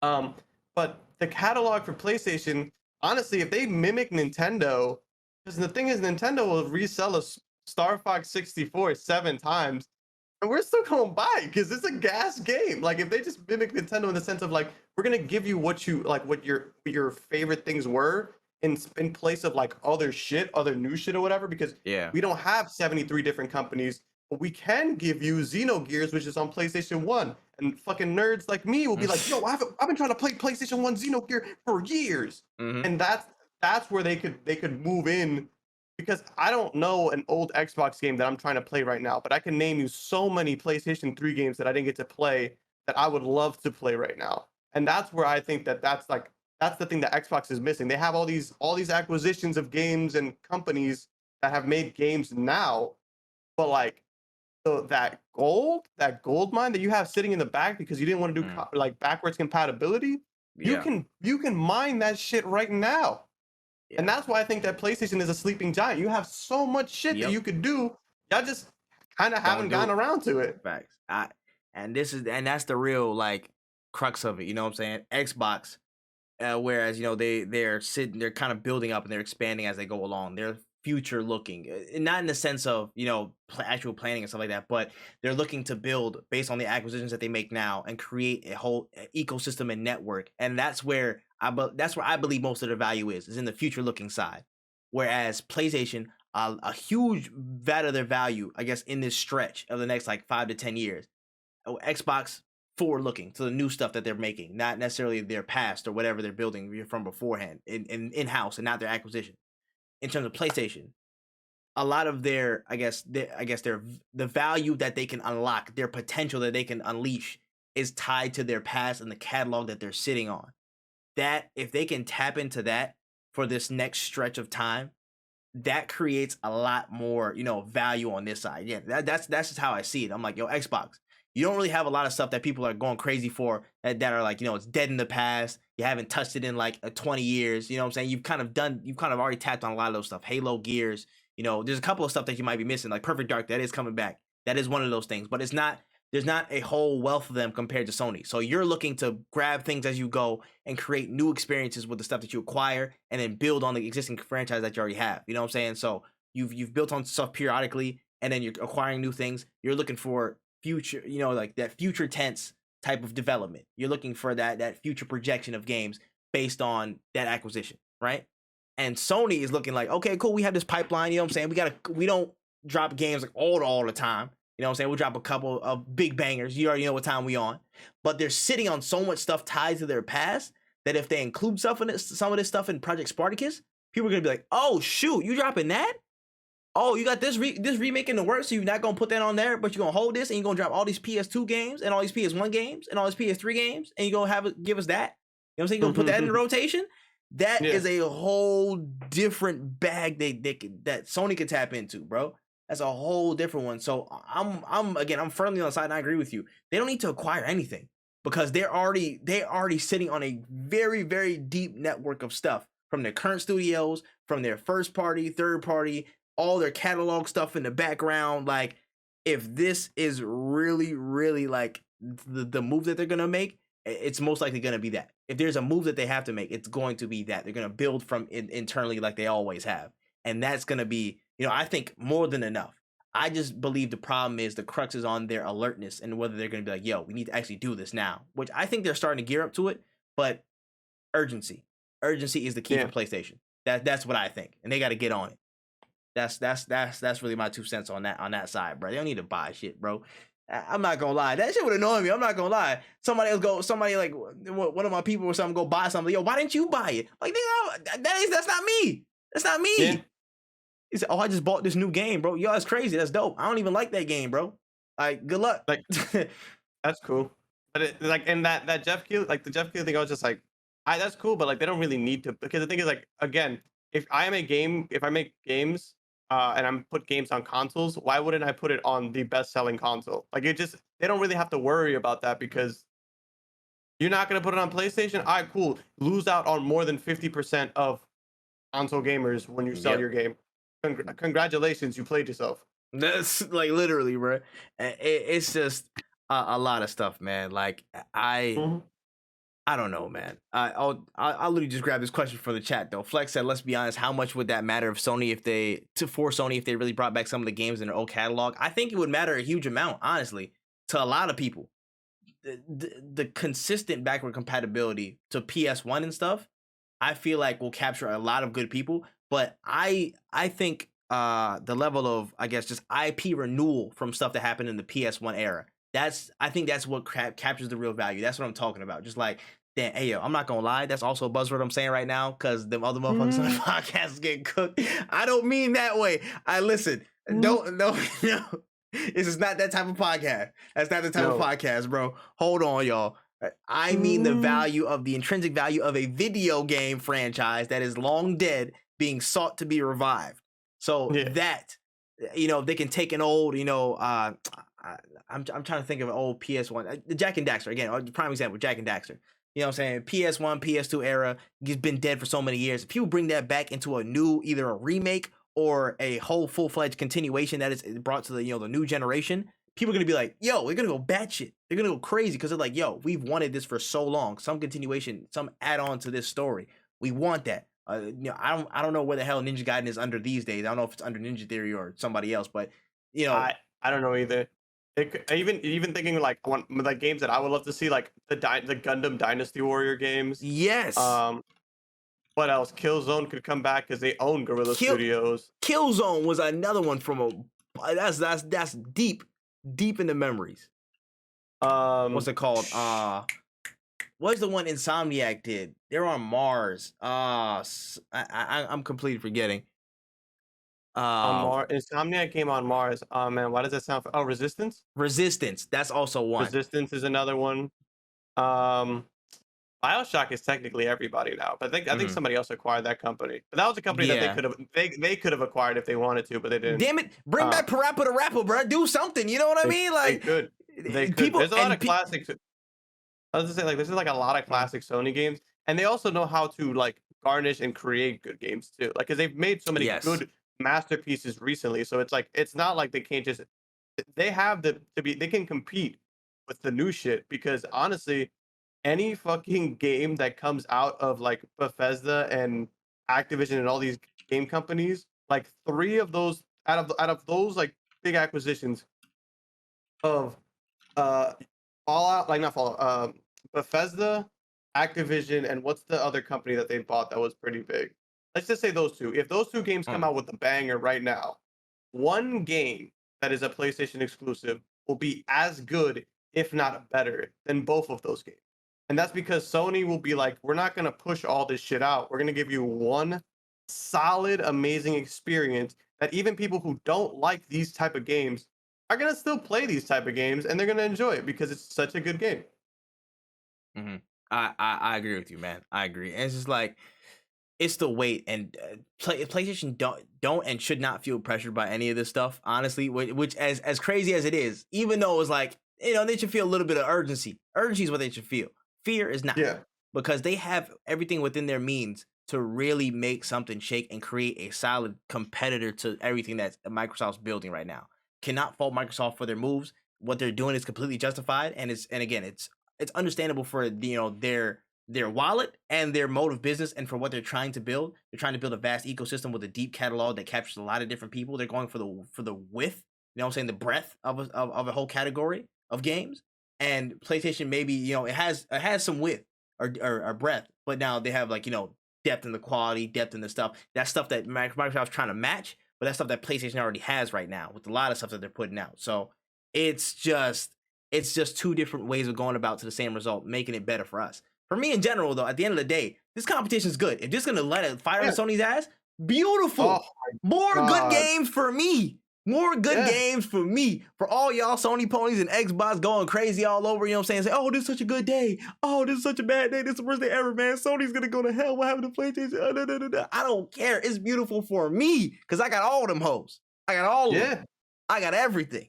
Yeah, I'm feeling good, bruh. I'm feeling good about all this. That's all I'm saying, bruh. It's gonna be just beautiful, beautiful. And when everything comes to the PC, oh, that's gonna be a glorious day. Oh man, I might when stuff like when we get like 2 marquee games, like Xbox and PlayStation, like what day 1 releases in the same year or same like 3-month span, I'm gonna pour some holy water on my PlayStation or whatever, on my PC. I'm gonna get it christened. I don't know. It's gonna be it's a special occasion. I gotta do something. Pour some Hennessy on it. I don't know. Like that's gonna be PC beautiful. gamers everywhere just gonna have champagne glasses, like waiting for their Steam downloads to download. They're like, it's been a long time coming. We finally got it. I'm happy these console wars are going so great. In the trenches just shooting. Like they're fighting the battle. We're like the politicians who sent them to war. We're just like, like enjoying the oil coming in. He said, to war. To war. To war. I'm dead, man. I'm dead. All right. One more subtopic to go on this huge Xbox debacle. let's talk about it, man. So in an interview with the Washington Post, Phil Spencer got really amped when talking about the intellectual properties that Activision currently have lying dormant. Spencer stated, in addressing the potential of bringing on unionized workers, he said his company will aim to empower its new employees to do their best work. General thoughts, what's going on, what they got going. Basically, what I got from it is he wants, the company to really focus on Activision Studios, to really focus on making the best stuff that they can, not being pressured.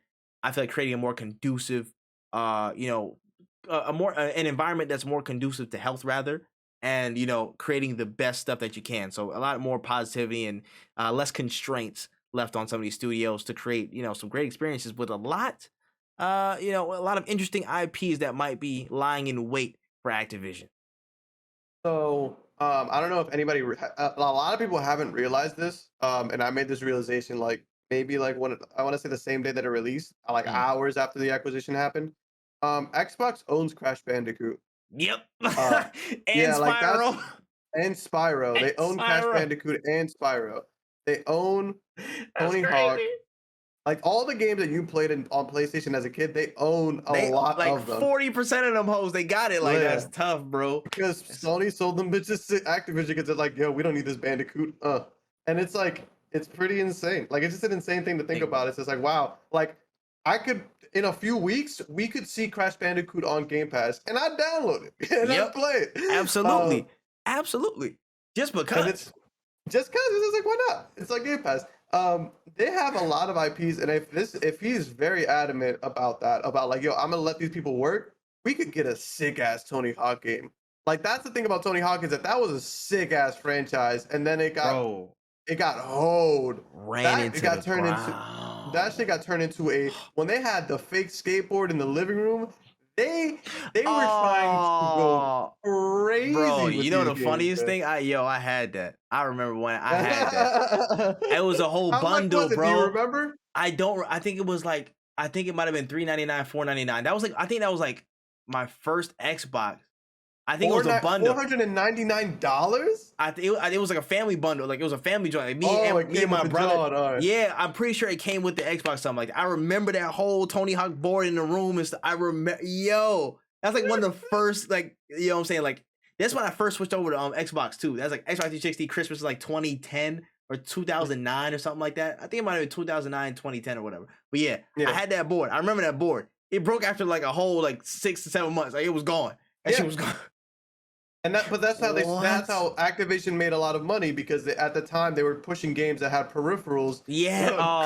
What was Kinect. it? Guitar Hero. The Kinect. No, oh god. Guitar Hero. Think about all the peripherals on that shit. Bro. That's another franchise that they own now is Guitar Hero, which would be super cool to see get brought back to life in this day and age, because we don't necessarily need you to have like. Even if they gave you a Guitar Hero that you could play on your keyboard or like literally any peripheral, people would buy it, because you have games like Osu, and you have there's another Osu like game that is you literally just use your keyboard. Like the clicks and stuff, yeah. Yeah, you could enjoy like a bunch. They could do a lot with the IPs. Like they have a big library, but again, it's like you have this big ass, like I don't even know what to call it. It's just a big ass field of all these IPs that you can possibly make.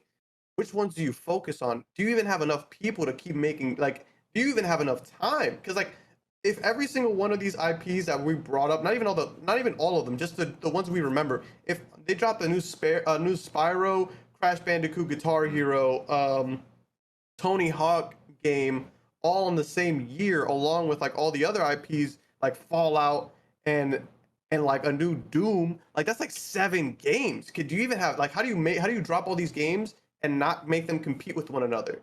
Because they're all your games. So I think if they just stretch out the timeline a little bit, push things, if they want to make games, push them out, like spread them out a little bit, or even make some of them cheaper than others, I think they can have a solid lineup. But you got to understand is when you have this many companies, it's going to be hard not to step on your own toes. I agree. And then that's that's some of the play of PlayStation. It's like, yo, we got so much shit in the tank. What do we really want to drop? Because we could drop everything. We could drop like 20 joints, but then they'll start cannibalizing their sales. You know what I'm saying? they're doing a great job because Nintendo does a great job of it now. For example, like on the Switch, the next big game is Arceus on the 28th. Yep. Arceus comes out in January. Kirby comes out in March. Splatoon, I think, is the next big one. That's 3 games in 1 year that we know about. 3 games all coming out, and you're good to go. They're not stepping on anybody's toes because the Pokemon fans are gonna buy Pokemon games regardless. Facts. People who don't like Pokemon, their next big Nintendo game is gonna be Kirby. And if you buy the Kirby game and you're like, man, I want another Switch game, you got the big old Splatoon, and then you got the indies sprinkled in there. Like, it's a fine, you don't have to worry about crushing your wallet. But like, Sony, also a really good one, because what was before Horizon, because that's the next one that's coming out. What game has come out on PlayStation? I think it was. It might have been it wasn't Final God of War. Fantasy 7 extension.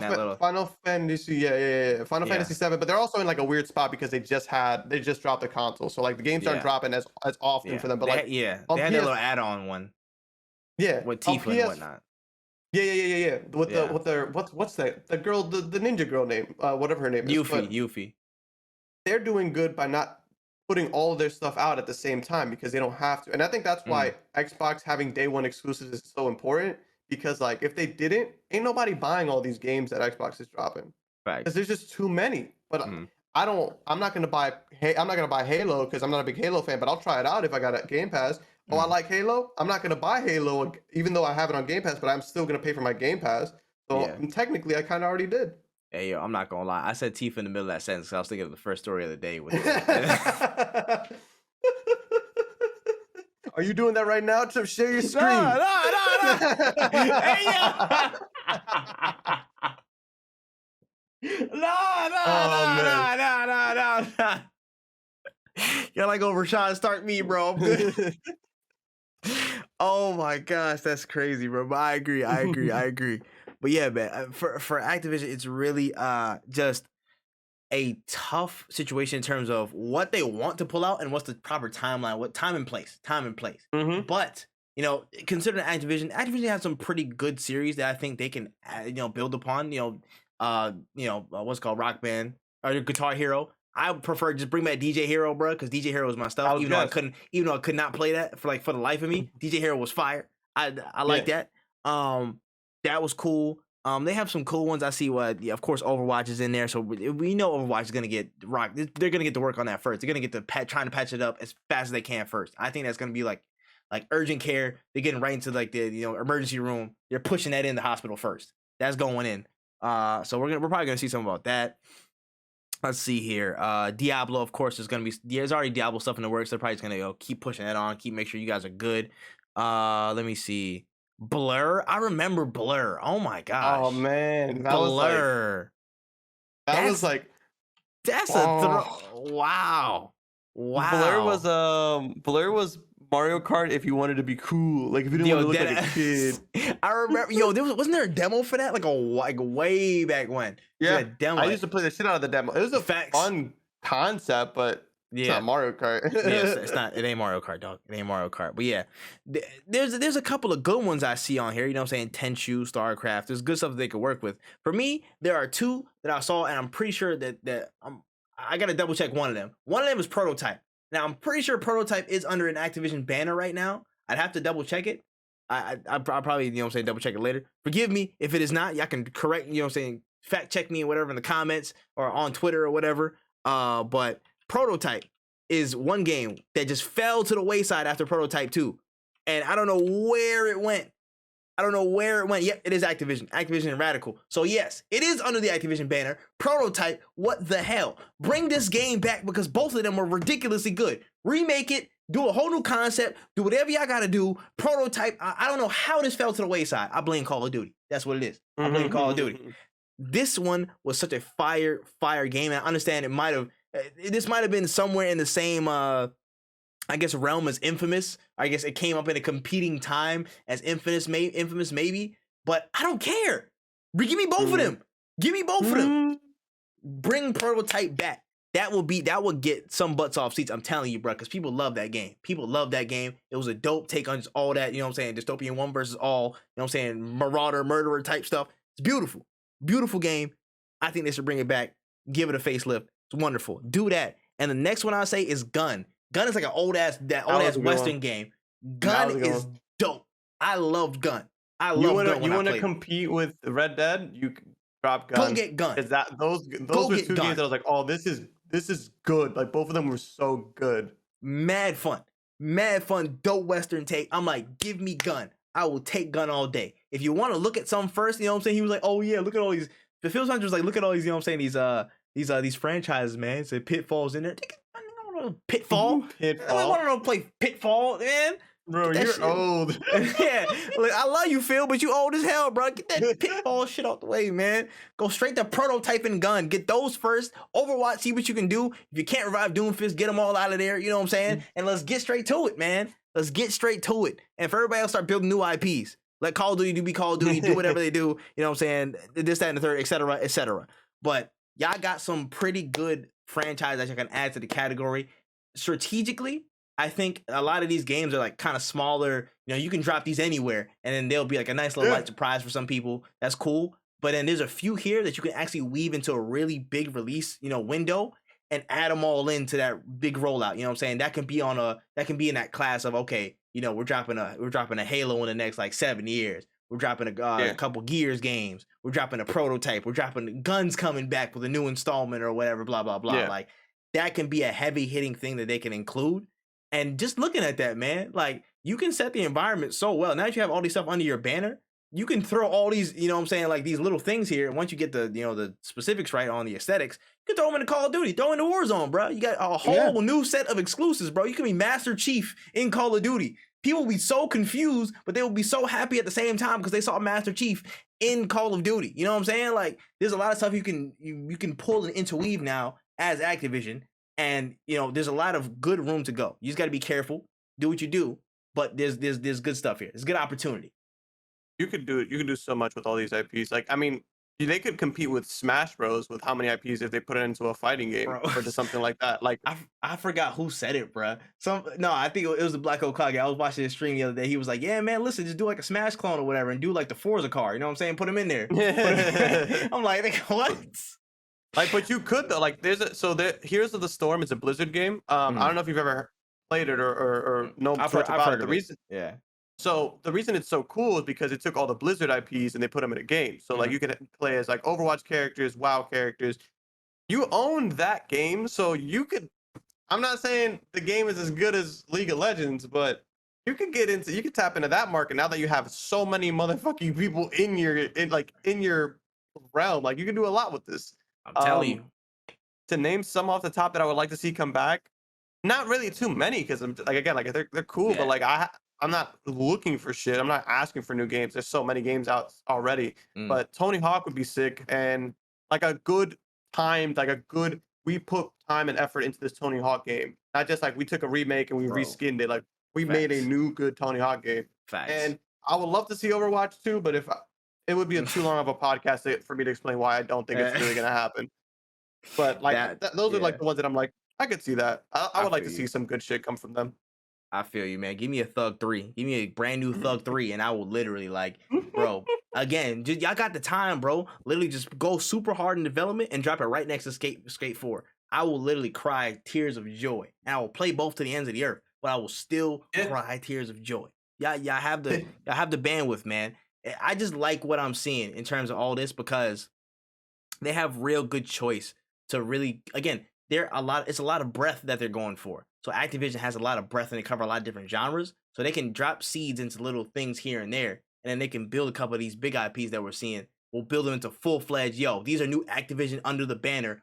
Boom, the big release. You know what I'm saying? Imagine seeing a prototype, announcement like 2 or 3 years from now. You're seeing prototype now in development. You know what I'm saying? Prototype 3, blah, blah, blah, or something like that. That will be a huge thing for Microsoft and Xbox, in my opinion. A gun coming back. That will be a huge thing. I think there's a lot of good seeds here to build the Activision brand up a lot more and expand what they're already building and create, again, more exclusives, man. Y'all was saying, hey, Xbox don't got no games. That was the narrative for a long time. Phil Spencer was like, okay, I see you. I got something for your ass. I got something for you. Facts. Say it now. But yeah, man, that's all I got on the Xbox conversation, bro. We're definitely gonna be seeing much more of that develop over time. But what a Mhm. story that was. Now moving out of the Microsoft side, we're gonna get into some other stories from the week. We gonna tap into a little different bag, man. Something that I've personally been waiting to see. So after months of waiting, 2K Games has finally dropped a major update and trailer for the upcoming WWE 2K22. So now the trailer shows off some refreshed visuals from top to bottom for gameplay, a new engine, and several new features, including the 2K Showcase, which is of course like a career mode, which just shows like their best highlights of a certain star. In this time around, it's the cover star Rey Mysterio. The return of my GM mode that was like long awaited, took years for them to make it come back in the game. My faction mode is building your own stable. Not sure how it actually functions just yet. My Rise is basically just 2 story modes based on male and female wrestlers. Revamped creation suite and cross-platform community creations, but there's no word on crossplay for the entirety of gameplay across the series. Now I know I saw the trailer. I'm not sure if you did. I can start with this one. Listen, Go for bro. it. I'm gonna keep it a stack here. I'm a Mhm. wrestling fan, bro. I grew up on that joint. Same. My mama grew up on that joint. Like it's not gonna leave me. I'll watch it in some capacities. I'll have the stuff in my head. The only reason, like 40% of the reason why I like any rock music or whatever is because of wrestling. You know what I'm saying? There's some things I Mhm. just attribute to wrestling in my life that it is what it is, man. You know what I'm saying? I'm trying to talk Mhm. like the rock on stream, so I'll be, you know what I'm saying, had the confidence up to be talking and shit Right. like that. You know what I'm saying? Had the comebacks, late the smacking down and whatnot. I enjoy wrestling games so much, but over the past few years, just there have been so many ones that have been lackluster and bad. 2K20 was like the culprit. Like, yo, everybody was hounding that game so badly that 2K was like, "Yo, bro, we're just not gonna release anything next year, bro. We'll just take a break. We'll come back and we'll see what happens. Where you know what I'm saying we're on the other side. You know, they Yeah. got hounded to hell, and they have worked. I'm assuming they worked their asses off to really get this game to a standpoint where it's acceptable and good by fan standards, and creates a lot of different, you know, avenues for people to play that we have, you know, come to expect and come to know from these WWE games, man. So for them to have my GM mode back, which is a really big thing that the community wanted for years to bring back, to finally have that there, a couple of different modes, of creation suite, cross-platform downloads, you can get all these creative stuff, you know, easy access for that, which is really good. You want to build as much infrastructure for, you know, an easy you know, easy community like outlay where it's like, yo, we can do this for a long time. We want to have the tools in place right now to jump to be like, okay, cool, we want to, you know, support this game for a long time. Can you make it easy for us to support the game for a long time, or are you going to make it harder? And it seems like they're on the right path to making it easier. My only reservations is it looks good, but does it play good? Yeah. Where's the actual smoothness in the frames, the online play and the lag and the net code? Because that's a really big part and a problem of online play that's been, you know, messed up for years now. I really hope that's been fixed, but judging 2K, you know, it's never fixed fully. Uh that's a big concern. Again, just the roster set has always been a concern to people. Like, is it going to be big, small? How much people are you going to unlock? Like, what's going to be missing? How much do you have to change with all the, you know, different wrestler changes and stuff and all that other stuff that you have to consider? And yeah, just in general, gameplay system. How is it going to feel? How is it going to feel? The tagline is "It hits different." I really hope it does for the better, because we I know me. I love, I love a good wrestling game. That's what I grew up on, man. Here Comes the Pain. You know what I'm saying? Day of Reckoning 2. Like, I grew up on just dope wrestling games. And that is a personal thing of mine that I've lost over the years. You know what I'm saying? I haven't had a good wrestling experience like that in a few years, like, but way before I even got into streaming. You know what I'm saying? Like, I probably last good one I played, or last like one I played like of note, was like 14, maybe 2K14 or WWE 13 or something like that, around there. But there's just a void that they need to work on filling again for this community, and then that creates a lot of longevity. So I hope they do it. Still have some reservations, but I really hope they nail it with this one. So I actually avoid wrestling games for the reason that like every single new one is garbage. My boy actually bought 2K20, Oh, and bless he his was actually heart. one of the few. Yeah, he's actually one of the few people who he didn't get a refund because he was like he waited too long, I think, or I guess he just because he was like, yo, the glitches are actually pretty funny. So like he used They to get were. like fried and then like would play and would just be dying because he's like, yo, this shit is so fucking busted. And I think his girlfriend bought it for him, so he was just like he was just enjoying his time. I don't even think he paid for it. Like he was just vibing, and I was just like, hey man, that's cool. He's like, you want to play? I was like, not at all, man. The last 2K, the last wrestling game I played was Raw versus SmackDown 2007. That's 2000, how and that's a go, and relaxed. that's a top one. That That's was a up there, good one. bro. That was a That's good up one. there. It was. Hey, I got that game the same day I got God of War 2. Let me tell you, that was a great. That was a great few months that's a good because I was pull. playing That's both a of good those shits a haul. lot. That's a Yeah, good and I haul. got both of them for like $20, not like 10. Both of them $20 together. From like, and I'm in Philly. We got it from a crackhead. It was a phenomenal deal. Hey, listen, he had the hookup. The hookup. It was a phenomenal deal. The PS2 was humming for a while, but I remember the first one that I played that blew me and my brother's mind, bro, was SmackDown Shut Your Mouth. Back before they even got together. Yes. Those games were Shut Your insane. Mouth Because I was remember we left the ring and just kept running, and there was just so many areas, like there was just so much. Bro, And I'm the gonna keep it boiler 1,000 with you. room. Yeah, The boiler room. we used to be in the garage, like in the car parking lot or whatever, just driving around. There was like a little forklift, and you could like drive it into Yeah. people. That shit was nuts. It was insane. So I remember Facts. like seeing those things, and then like when I got older, like I had like when I got like I didn't have a lot of money for games, so like wrestling games, I didn't watch wrestling for a while, so I was just like, I'm not gonna put money down on that. But like seeing how like progressively they got more like and like man, I really be fucking up like any sponsorship opportunities in these podcasts. Let me tell you how it is. But like 2K is another company that I just feel like does not care. Like I'm gonna keep it 1,000. They're one sex scandal away from like selling their shit too, because they just like put games out to make money.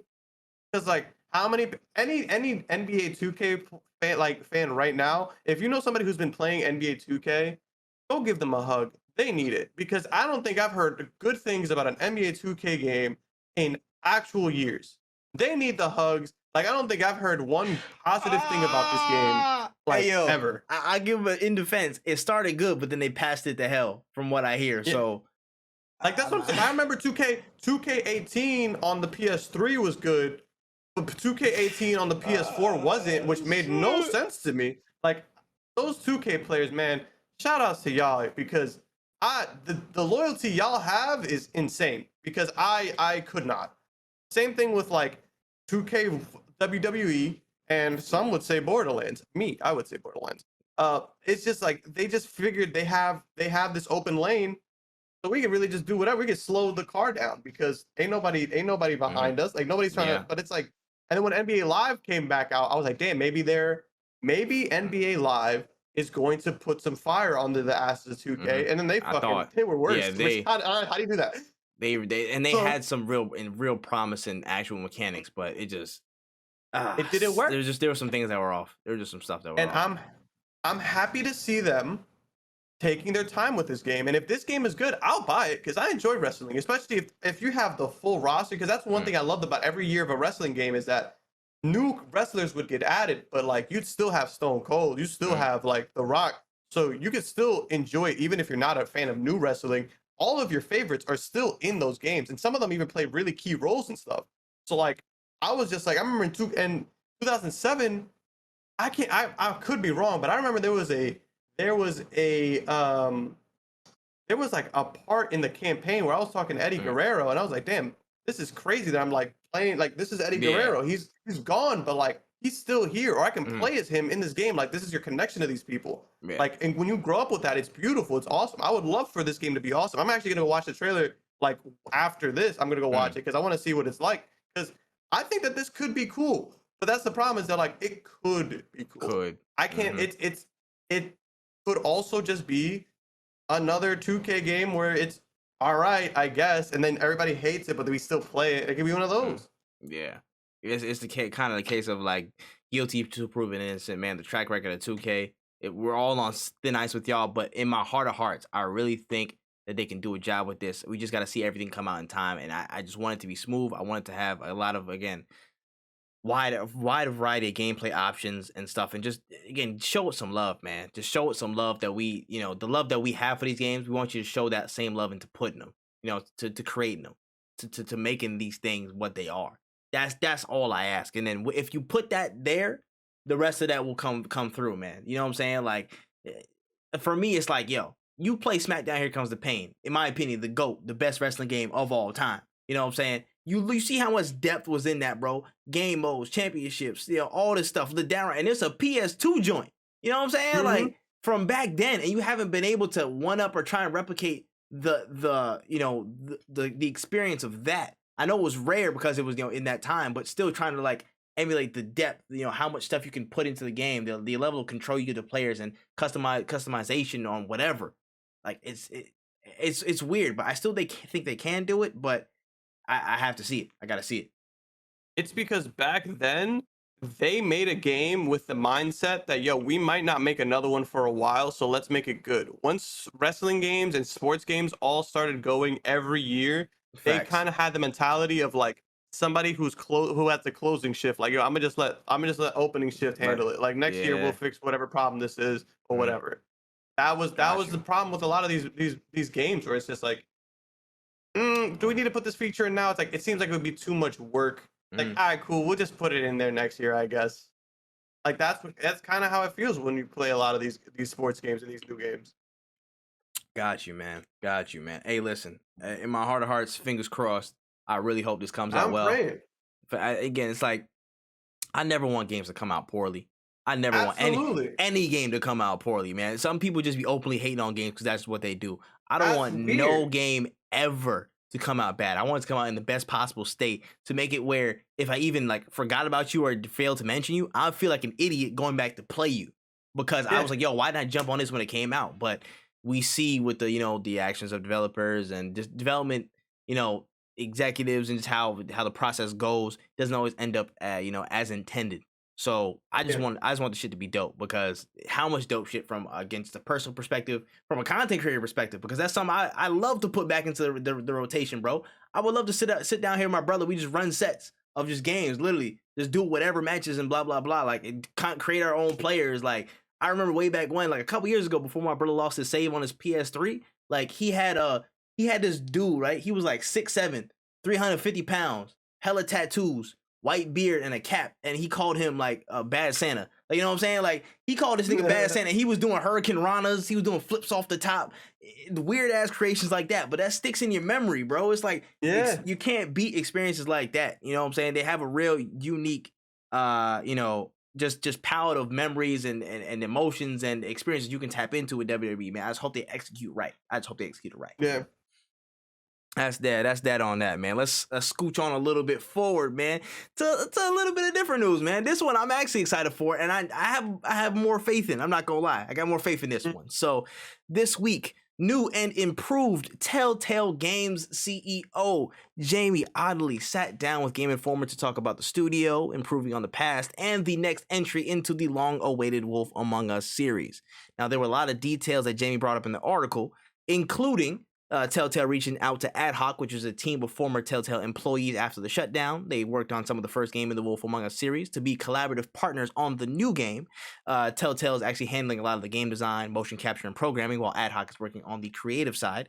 Telltale is doing entire iterations at one time instead of actually their old method of completing one episode of a series and then working on the next one to avoid a lot of crunch and longer release gaps. And offered some bits on the story as well for Wolf Among Us 2, saying that it takes place 6 months after after the events of the first game. We're going to try and explore a lot more of New York City this time around, and we're having a lot of dangling questions from the first series answered as Snow White is deputized in Fabletown, and we see, the wolf do his damn thing, and we're getting back into it, man. So we're going to see a lot of different stuff. And also, the script is completely done. Mocap is underway, so they're in a far more progressive state than we saw them in 2019. And yeah, man, they're on the move. What do you think about Wolf Among Us 2? I need to play the first one. I saw a struggle play and I was like, damn, this looks interesting. I love the Telltale games, but I always had an issue with the Telltale games because it was episodic. Yeah. And they're always Telltale games are so fucking clunky. And it's it's part of their charm, but I also just it is. Never really was in the mood for it, I guess. I wasn't like, man, I don't want to have them to walk over here and then be like, oh, I gotta go over here now. It was always so funny, watching the heavy ass rotation. The heavy ass, and then the long. You can't just hit the quick back step. My man has to walk around. He got a loop, bro. He got to make a Yui, bro. He got a Yui. No, you know what I'm saying? No human should have that big of a turn radius, but that's fair. They're funny. they're cool games. I am really interested in playing it. The one that I remember playing. I remember Mm, playing it allegedly playing the alleged, first season of Walking Dead, um, in the allegedly, most not legal way, allegedly, right? allegedly. You know what I'm saying? I don't know what I you're got talking about. You know what I'm saying? I got through episodes 1 through 4, and then on the fourth one, my save would not transfer. So like all like the decisions I made were Mm, pre-made for me, and I didn't like that wow. because like that matters to you when you go through episodes 1 through 4, and Yep. then it's like, oh, so four, like all that is just gone now. The one that I beat was the Telltale's Borderlands one, which I was a big fan of, Yes. and I would love to go back and play these games. I'm excited because I really didn't want these games to die. A lot of people were just like, it's stupid. It's just like a point and click or whatever. But point and click is Bro. fucking gas. Like And it's a great. that's a pillar of gaming, bro. Stop playing, bro. Y'all don't know about them joints from way back. Yo, like chill. Point and click is I fire. I always thought that the people who like just sit there and watch, like if you're a streamer who all you do is just like once, all you want to do is watch TV and like play games very lightly, like you really don't feel like doing too much work while you're sitting there in front of your stream. These Mm, Telltale games literally should be your bread and butter. You should have play facts. every single one of them because you don't Facts. have to do much. You just experience story. They're Facts. just good to just hang out and enjoy a good story. You So know what I'm like saying? I'm happy that they're still making Telltale games. I definitely want to check out Wolf Among Us 1. I think I actually own it. So Mm, like I could see myself doing. I still have a huge backlog of games to play. But those games are they're really good. I'm excited to see what a new mm. Telltale games looks like in 2022. Bro, I will say this: you need to play Wolf Among Us. To me, I played through a couple of them, bro. Wolf Among Us is so fire. To me, it's way it's a solid amount better than Tales from the Borderlands. For me, it's a solid amount Really? better. Oh Yes, man, I'm gonna have to yes. check it out. Oh, it's so I heard good. there was also there was I also love that they did it with like different franchises. Like there was a Game of Oh Thrones yeah, one. I don't The know Game if of I don't Thrones. know if I it heard the Game picked of up. Thrones one was pretty good too. Game of Thrones I heard was Oh, pretty good as well. Like again, for me, for Telltale, they are really smart at picking IPs that they can build into, you know what I'm saying, and create pretty unique twists on stuff. As you can see again with Batman, the Telltale series, the Batman one was ridiculously good plot, yeah. ridiculously fire. Like so enjoyable. Borderlands, a really enjoyable story that ties into stuff. I liked it. The Wolf Among Us, the Mhm. first one. I'm not gonna spoil nothing, but really good based on the Yeah. IP. I forgot what it was called. I forgot the actual comic series that's based upon, but whatever. I think it's just Fables, but Yeah. that really good. You know what I'm saying? The Walking Dead. Oh my goodness, how many times I got choked up at my ridiculous amount. Mhm. So good, all of it, man. They are really again good at creating these narratives based on IPs and putting their own special twist on things. In stories, and I didn't want to see them leave. And I'm glad that they're back, and I'm glad that Yes. I'm glad that this is their comeback. I'm glad this is their You comeback project because this is one that I think everybody who knows Telltale, or at least played more of the games and know what they're about, wants to see this one right here because when it drops, There is a franchise, actually a Telltale franchise that I really do love. I was actually going to be one of my first YouTube videos, but the mm, audio, you love that. The audio fucked up, and because I knew what happened in the episode, it was gonna uh, suck if I just replayed it soon. So I'm like waiting to like kind of forget what happens. yeah, But Sam and Max, which is a point and click adventure game with like I don't know if you've seen them. mm. It's like the big dog with the rat with the white bunny. Like Oh yeah, that yeah. Okay, they yeah. remastered the first season of Mm. that game, and that's made by Telltale. That is one of my favorite games. I'm excited. So like they make such good games. I They might have to bring that to stream.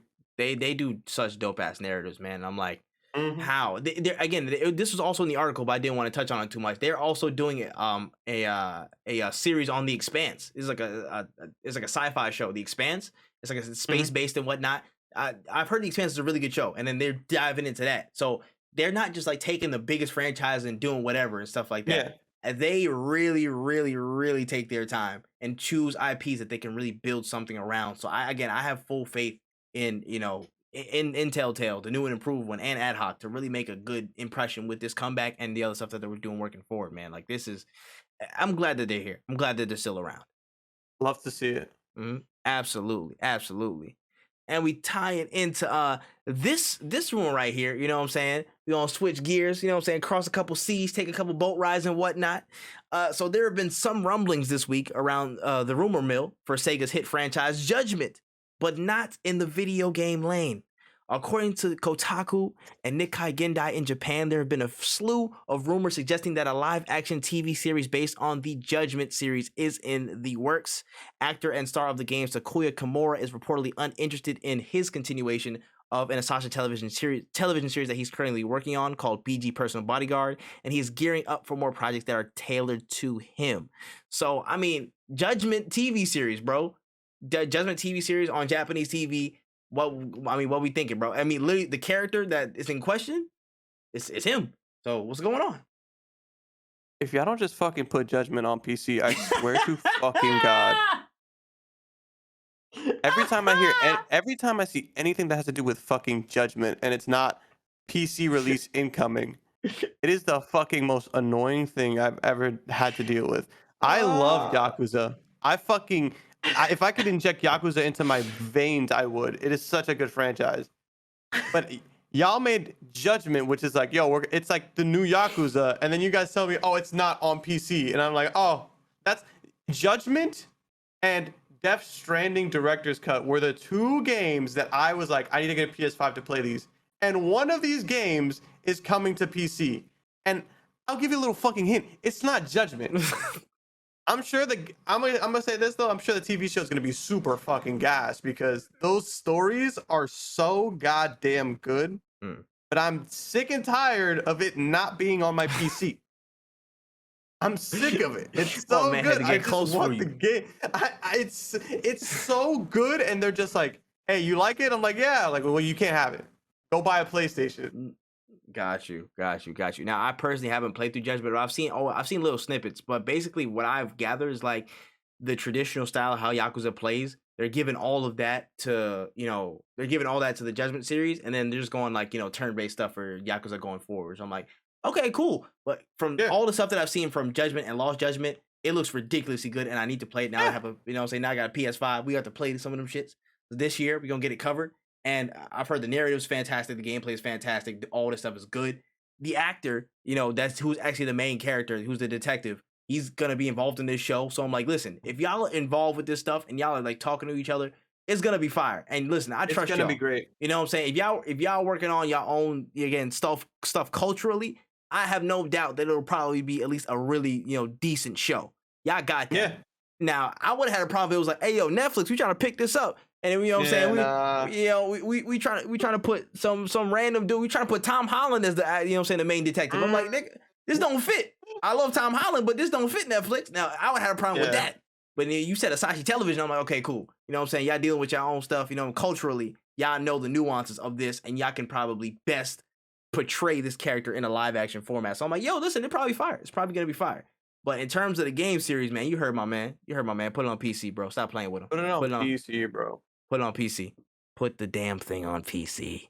All right, man. We're going to drop off to a quick last topic for the day, man. This week, Bond film producers have offered some solid response to the chatter around the search for the next James Bond in the film series. While the next iteration is a ways away, producer Barbara Broccoli spoke to Deadline in response to the Idris question, saying that he's a magnificent actor and, it's been part of the conversation, but it's always difficult to have it when someone else is in the seat. So just a quick little tidbit, man, on the possibility, man. My boy Knuckles, is he going to be the next Bond? What's the chances of him being the next Bond? Will we want to see him there? What's going on with this situation, bro? Talk to me.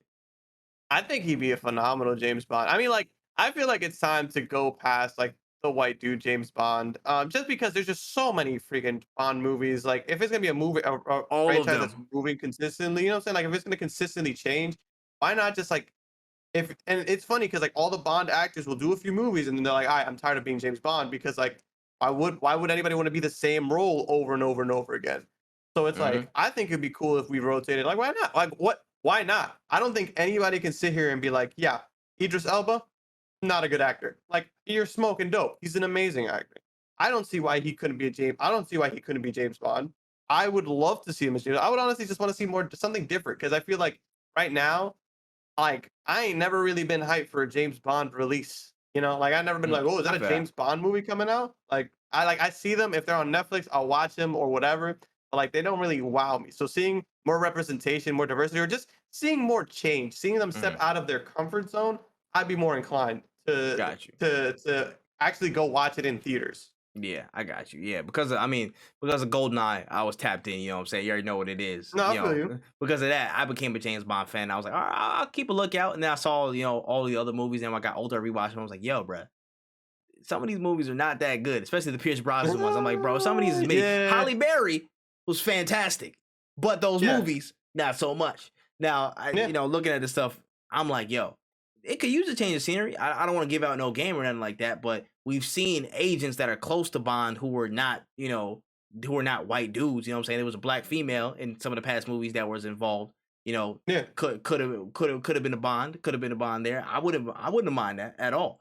But Yeah. in terms of the Idris stuff, I would love to see him. If y'all haven't, there's a series on Netflix. I believe it's called Luther. Y'all should look into that. There's a movie being made about Luther. That is a dope series, and that's like, yo, y'all can easily transition that show to him being Bond, like dead ass. Yeah. Like that could, the detective side of it, yes, just remove some of the like erratic nature and for a good part of him being a bum in that show, because sometimes he be bumming in that show. Just spoiler warning, like that. Rooming that for a time, he could be Bond. You know what I'm saying? And again, Idris has the chops for it. He does this. I've heard some other names mentioned, like Henry Cavill, Luke Evans, which is one of the. Wasn't Henry Cavill in a James Bond movie? Nah, he was in Mission Impossible. He did the.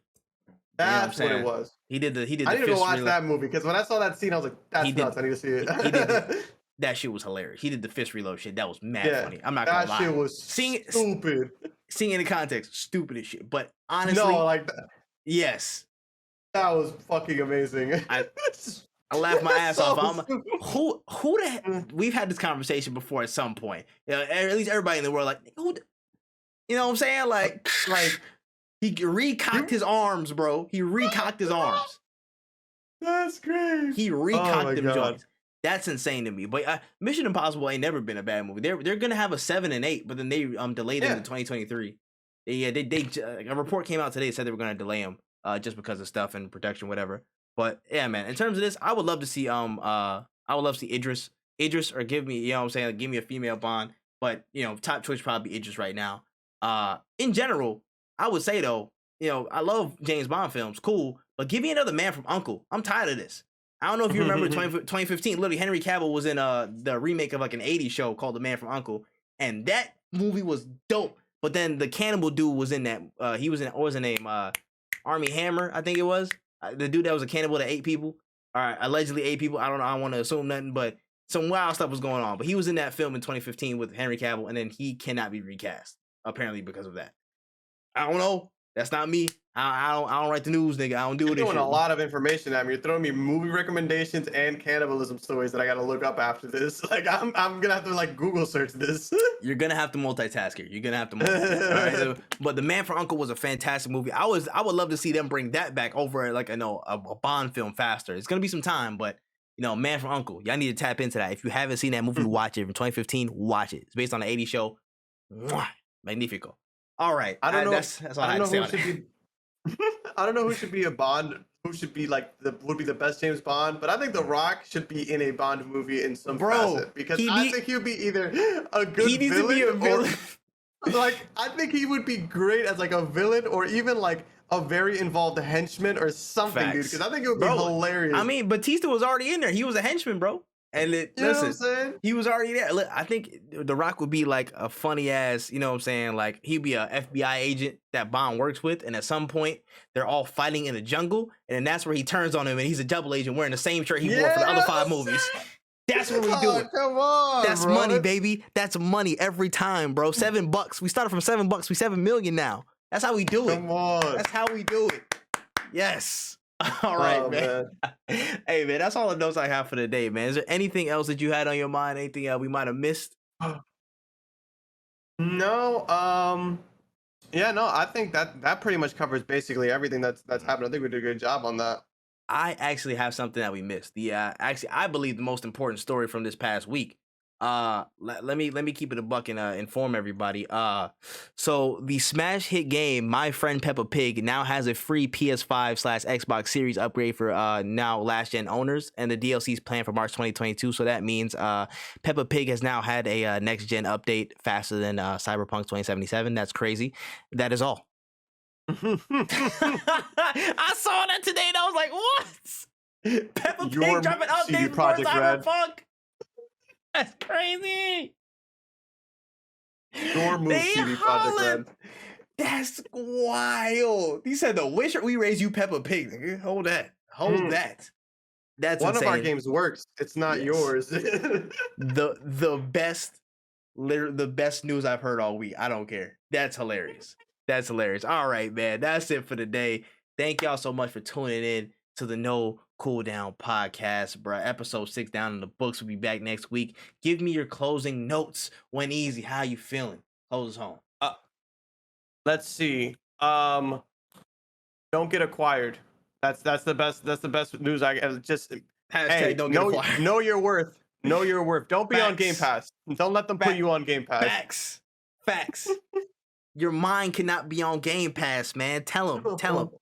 It's not no game. You're exclusive. You're exclusive. It's not no game, so don't pass up on your value. You know what I'm saying? You're a high valued target. You can't let them, you know what I'm saying, level you and put you on the pass, bro. You can't let them do it. You can't let them do it. Yesterday's price is not today's price. All right? You stupid. Oh my god. Stupid, man. Listen, my closing notes is listen, please check y'all Zooms. Do not share screen if you're not ready to, or else it's a wrap for y'all. Listen, y'all have a good one. So much news has been coming, but we're gonna keep it dropping. Make sure you follow all of the relative channels. Look for us on Anchor and Spotify. Just search up No Cooldown and you will find us. That's NO space COOLDOWN. You can find us there. You can find WenEazy on YouTube at Wotaku Channel. That's right, spell it out, Wotaku Channel. You will find him there on Twitter and other socials at WenEazy. You will find me on all socials, ThatManTripp. You can put all one word. You can put a spaces. You still gonna be finding me there. You can do it.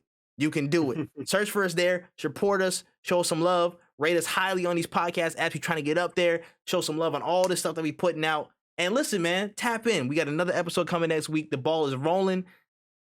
It's going up from here, y'all. We will see you in the next one. No Cooldown is out of there.